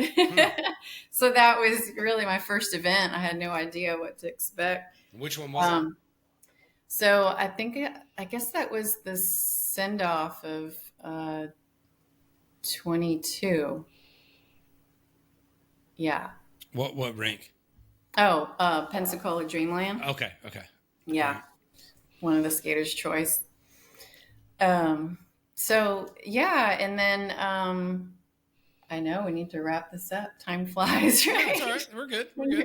When you're skating and chatting about skating, it'll cut off at 2 hours automatically. So. We just have to restart it, but so yeah. So once I met a few people there, and actually Daryl said, well, you remember Michelle from our speed team? And I was like, okay, so you really? Okay. Yeah.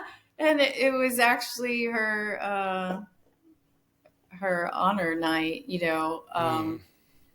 and cancer awareness. So yeah, so he brought me over to say hi, because I was trying to remember. There were so many kids her age, and I was a little bit older. And as soon as she saw me, she's like, hey, Laura, where have you been? And all this stuff.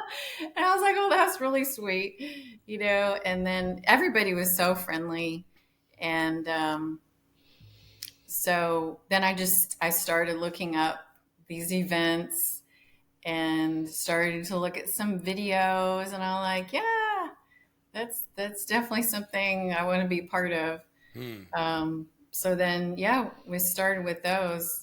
That USA Shuffle was the next one. And I only got to go the first night because I was combining it with my sibling birthday reunion up in Atlanta. So you at Kennesaw? Yeah. Yeah, okay. Yeah, the first night went out dancing with my brother and sister and family the next night.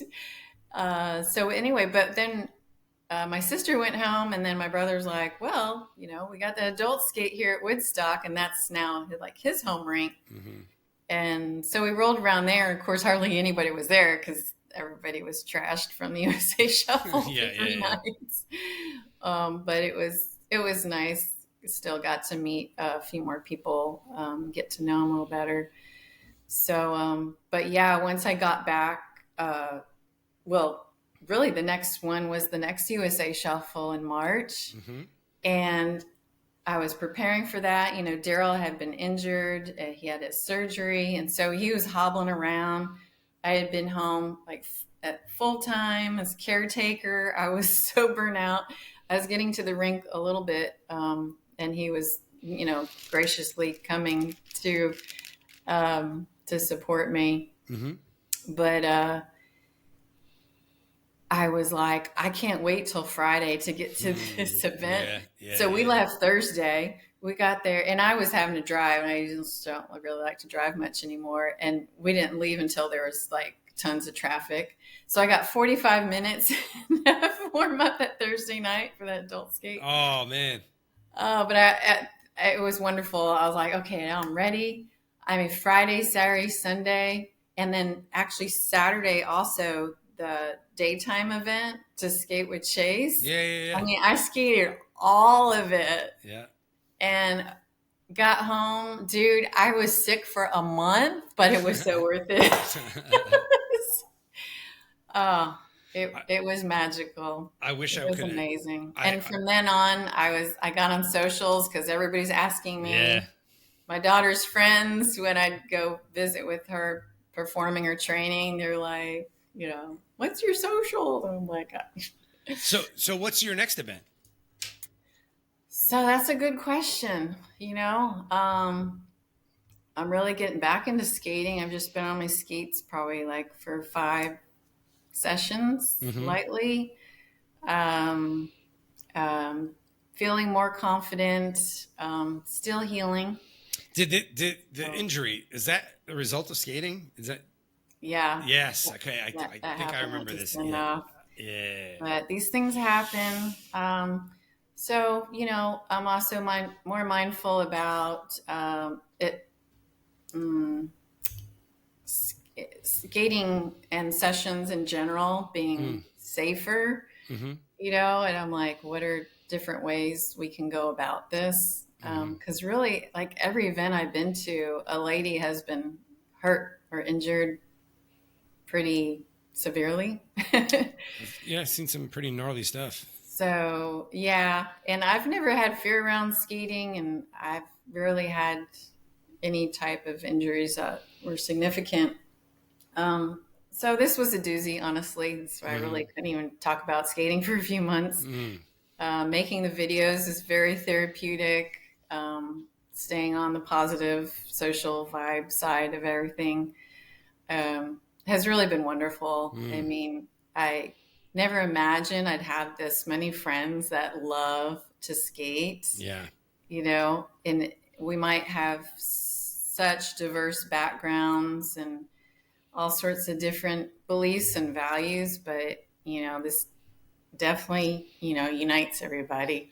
We are a crowd that would normally not mix in like any other Right? setting. Yeah, but it works. Yeah, You kind of.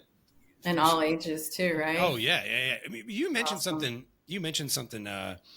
About like having some social anxiety. Hmm. And it's funny when you say that because I can't think of like a better scenario than skating, right? Like where you can, as far as like, I'm not going to call it like a, a therapeutic tool, but like where you can put yourself out there, like, among a bunch of people, but still have the security of kind of being in your own world. You know what I mean? Does that make any sense to you at all?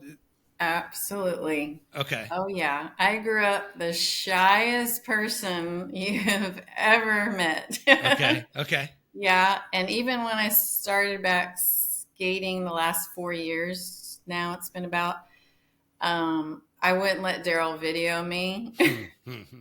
And then when he started, I said, okay, only my feet. And so starting on socials was really huge, but I was like, if there's any way for me to do it, because I also want to be able to um, provide more service through health too, and especially for women of my age. um, but yeah, for anything, you have to be able to put yourself out there somewhat. Mhm. And the videos have helped a lot. Hmm.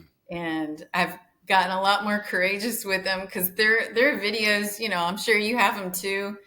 You have them, you haven't deleted them, Yeah, but you're yeah, like, yeah, oh yeah, no, I'll never share that. yeah, That's yeah, silly. That's ridiculous. yeah, I look like a beginner. I look like I'm trying too hard. yeah. It's But basically every like video the first 6 months I was skating basically again is that right? even and then Yeah. those went up and I go back I look at them something will pop up in like a year ago today or something like that and I'm like what was I thinking putting that up like God you look horrible dude like why were you proud of that so it's whatever but yeah. Yeah, but sometimes too, I mean, you edit it a little bit and add a different song, Yeah, and you've created a whole nother vibe. And yeah, then, something that I like to try to remember, and that's why I like TikTok, because it's a whole lot of different people. Like Facebook, those are my shuffle friends. I mean, I'm not even friends with Daryl on Facebook because that's the speed world. I've already been through that. I just want to focus on shuffle. Um, and then Instagram kind of started as that's where I started creating the videos just so I had my own personal portfolio. I Mhm. wasn't even sure. I'm like, am I actually really going to share these? And I was like, well, it's Instagram. I don't really know anybody, but I also wanted to be able to follow my daughter. Um, And then I started TikTok last because I was like, oh, I hear so many different things about it.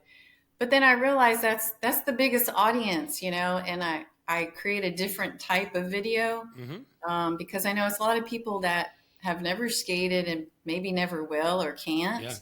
Yeah.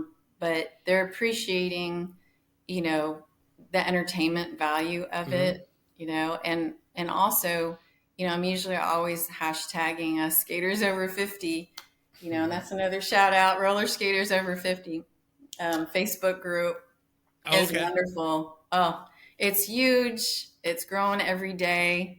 It's probably the most positive, supportive, and we'll just say wise group men in the experienced. Yeah. Yeah, it's really lovely. And quite international too. So nice. That's nice.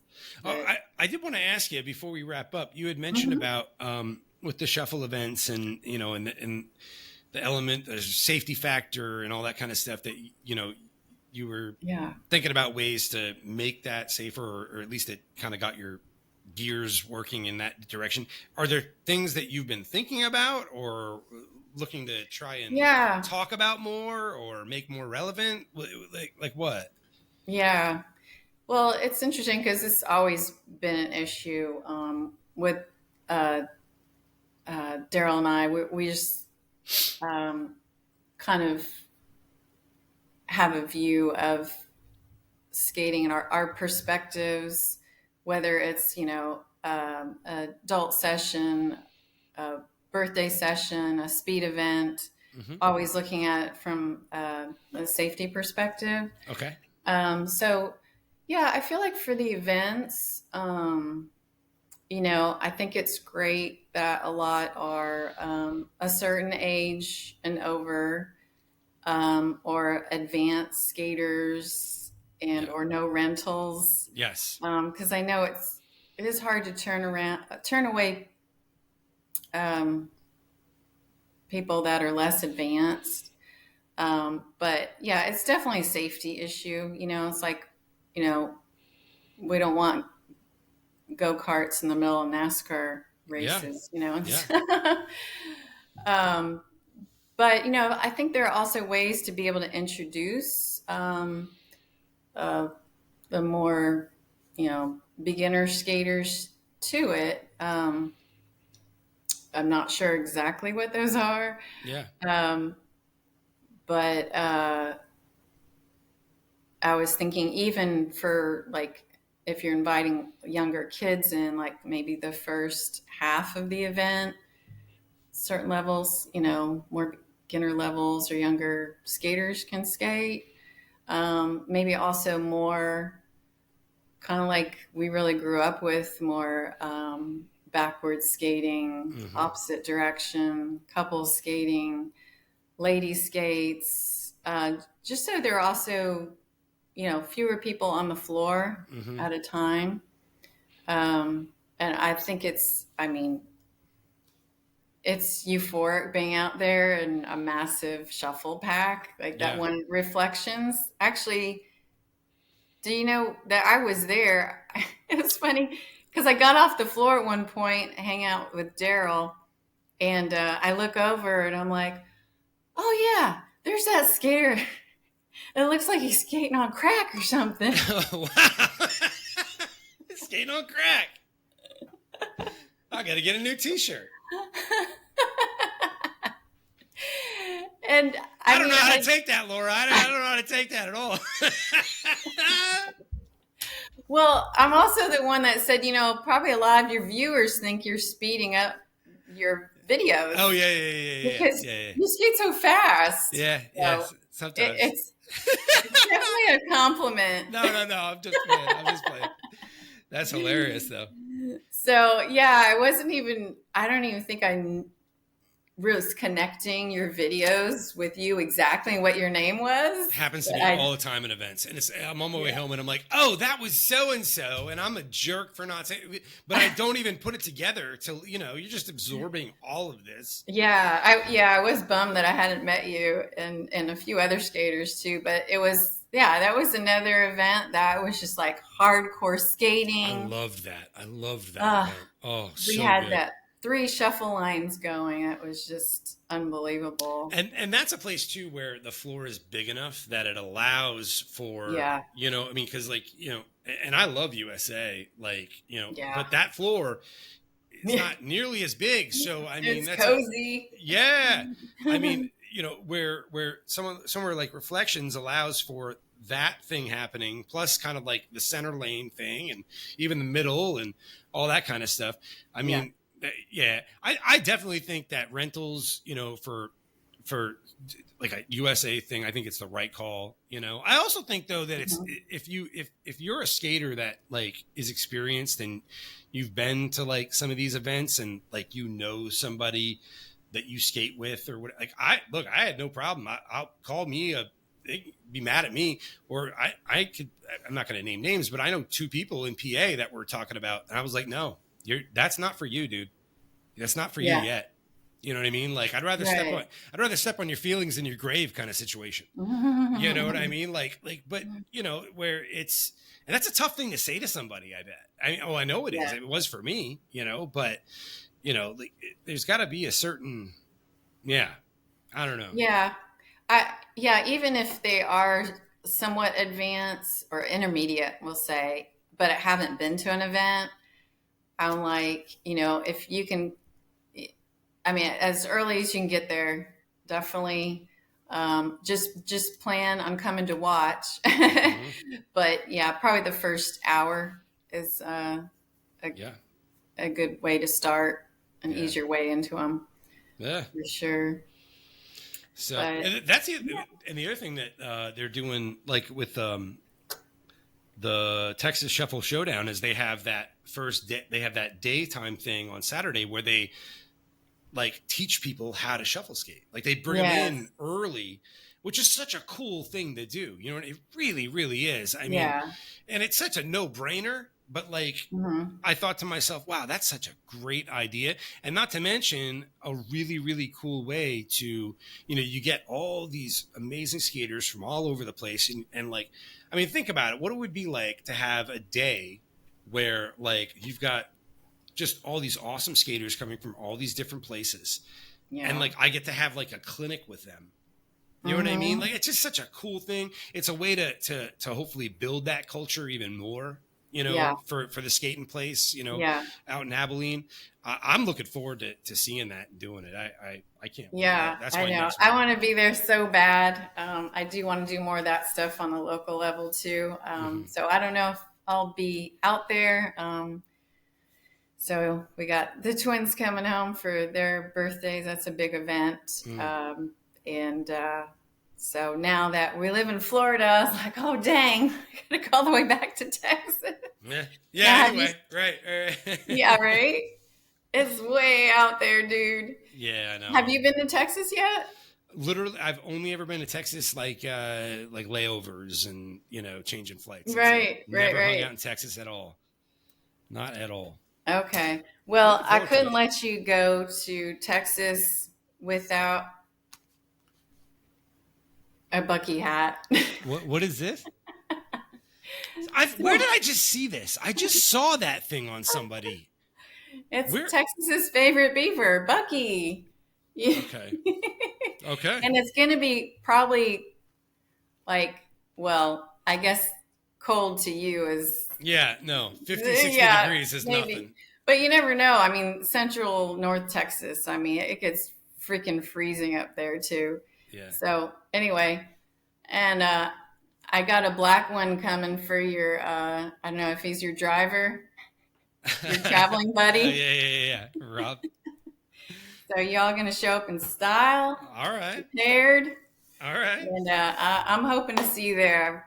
Really, things might align that I can be there, but I'm sure y'all are going to have a fantastic time Yeah, I am looking for forward to it. sure. Well, we are approaching about a minute and a half left. Is there Yeah. anything you wanted to throw out there? Anything you wanted to say? Anything you wanted to mention? I just want to thank my husband for being my skate buddy for the last 32 years. Shout out Daryl. Okay, I got a tissue. Just don't get me started crying. Okay. I want to thank all the roller rink owners because they just do an amazing job.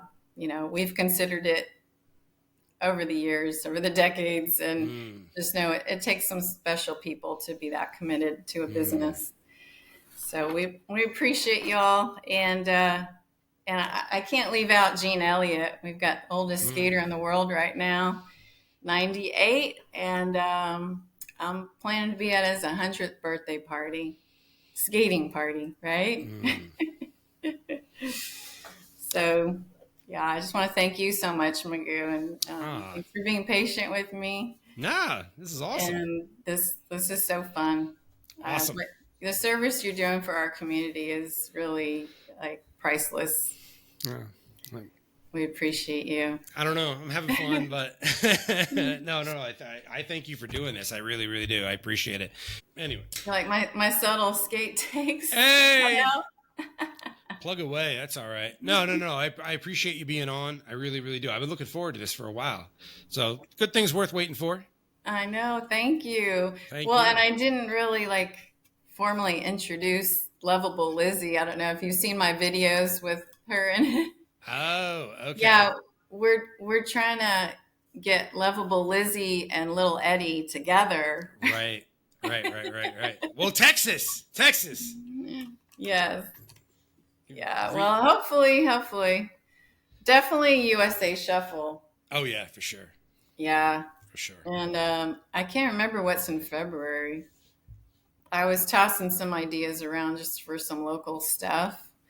Because I always have a zillion ideas, but I don't always want to share, want to share everything because it's like, oh, I thought you said you were going to do this or that, right? Oh, yeah. So, I was literally booking I had an interview in Pittsburgh where they were fantasy booking. You could do whatever you want kind of thing. And it was, and literally just kind of throwing stuff out there and then just throw it. And, who knows? Maybe one day there will be, something. And that inbox just blowing up. When's it happening? I'm like, dude, I just said maybe someday, give me a break, man. Come on. But I got to get down to your area anyway. Cause Miami's it's still my bucket list spot to skate. Oh my gosh. I've been trying to schedule my reunion skate and I've talked to the owners of Miami Roller Rink. I actually ran into them at the convention in May. And then Jen, of course, she's like, yes, let me know when you're coming. And Rick says he skates down there every time he's back in Miami. But I've only been back to Miami once. And I was going to go back in 2017. Our daughter was performing in the Miami Youth Show or Fair. But it didn't work out. And then other times we've just been driving through, going to the Keys or whatever. But Rob was talking to about headed down there. And then, Cindy Lusky, she's from Palm Beach. And Diane's the manager at the Palm Beach rink. Yeah. And we haven't been there since that's been renovated. So that'll be fun. The Astro, what is that? Astro Palm Beach. Yeah, there's Miami, the Astro. Those are and then there's another one too that I really want to get to. But either way, I'm definitely going to be at, I don't know if it's going to be Labor Day or Memorial Day. I'm not sure which one, but I'm definitely going to be at one of those this summer. I think I might do Labor Day just because I didn't do it this past one. I did Memorial Day. But I had such a good time. at that rink. Yeah. Oh, but we didn't get to stay for the last day, Cimarron or whatever they. Oh yeah, that was awesome. So I got to get on that. Yeah, I really like that rink and that floor. It's quite a bit wider. Yeah, it's really nice. I hear so many awesome things. So it's but Florida has like 3 or 4 bucket list rinks for me. Yeah, I got to get to. So. Yeah, and I remember also, I don't know why I just thought of this. We're talking about the USA Shuffle. Yeah, that was in March, and you said you had missed Sunday night. So you guys took off. Yep.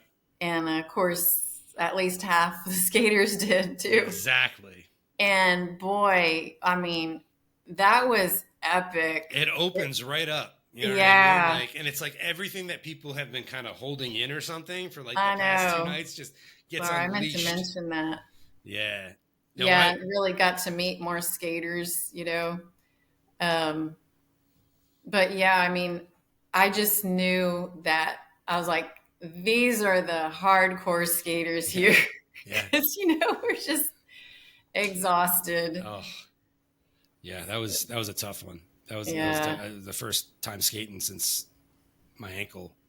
Yeah, fresh, I remember that. But Right? it held out. It held out. So Yeah, it's tricky coming back, right? You're just like your mind plays little big games. it's different. It's different in your 40s. You know what I mean? Like I don't have Yeah. that. I don't have that like invincibility delusion anymore. You know? Try late 50s. Yeah, well, I got a few more years.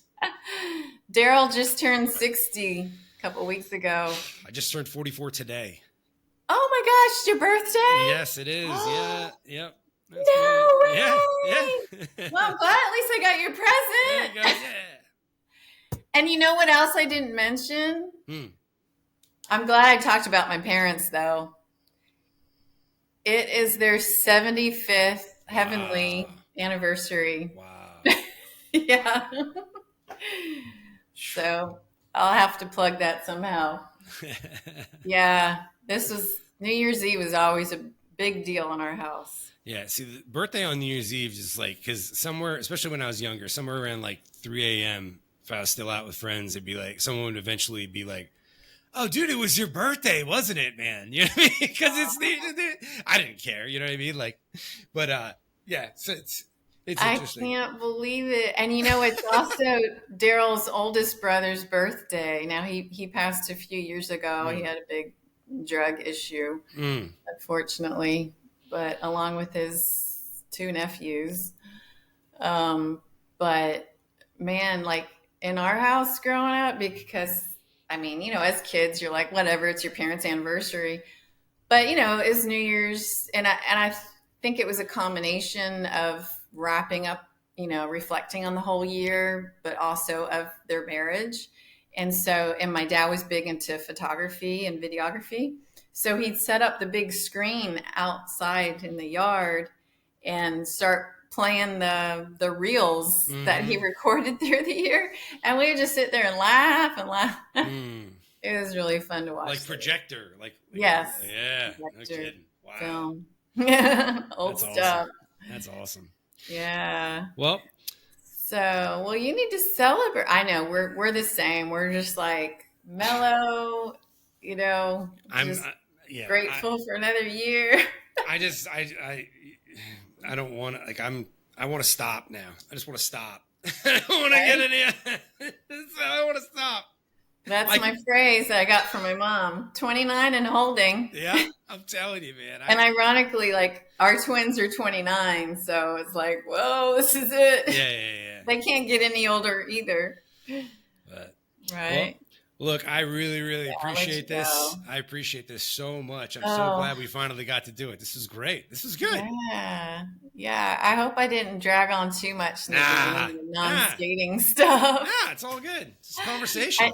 I knew it'd take me a bit to warm up too, and just like, there's so much and a long timeline, right? Yeah. And it's hard.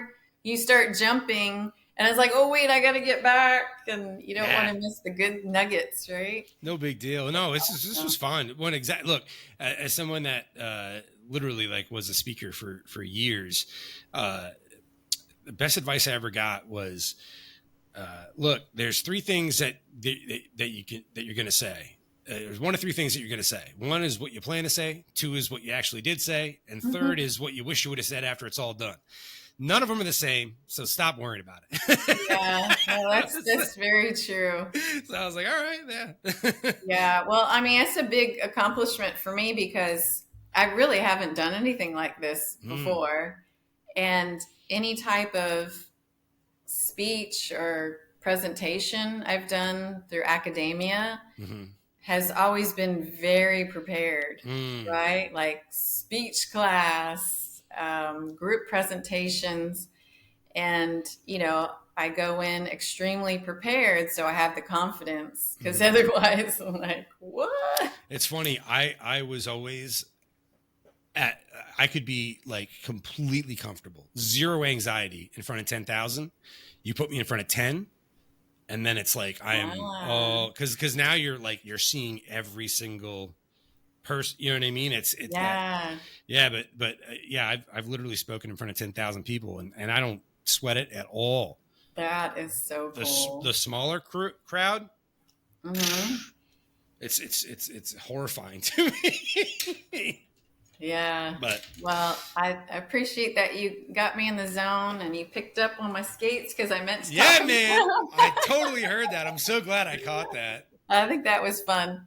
All right. Well, thank you again so much. Yeah. Thanks All right. again, Magoo. Happy birthday. Happy New Year. Happy New Year. Happy New Year. Happy everything.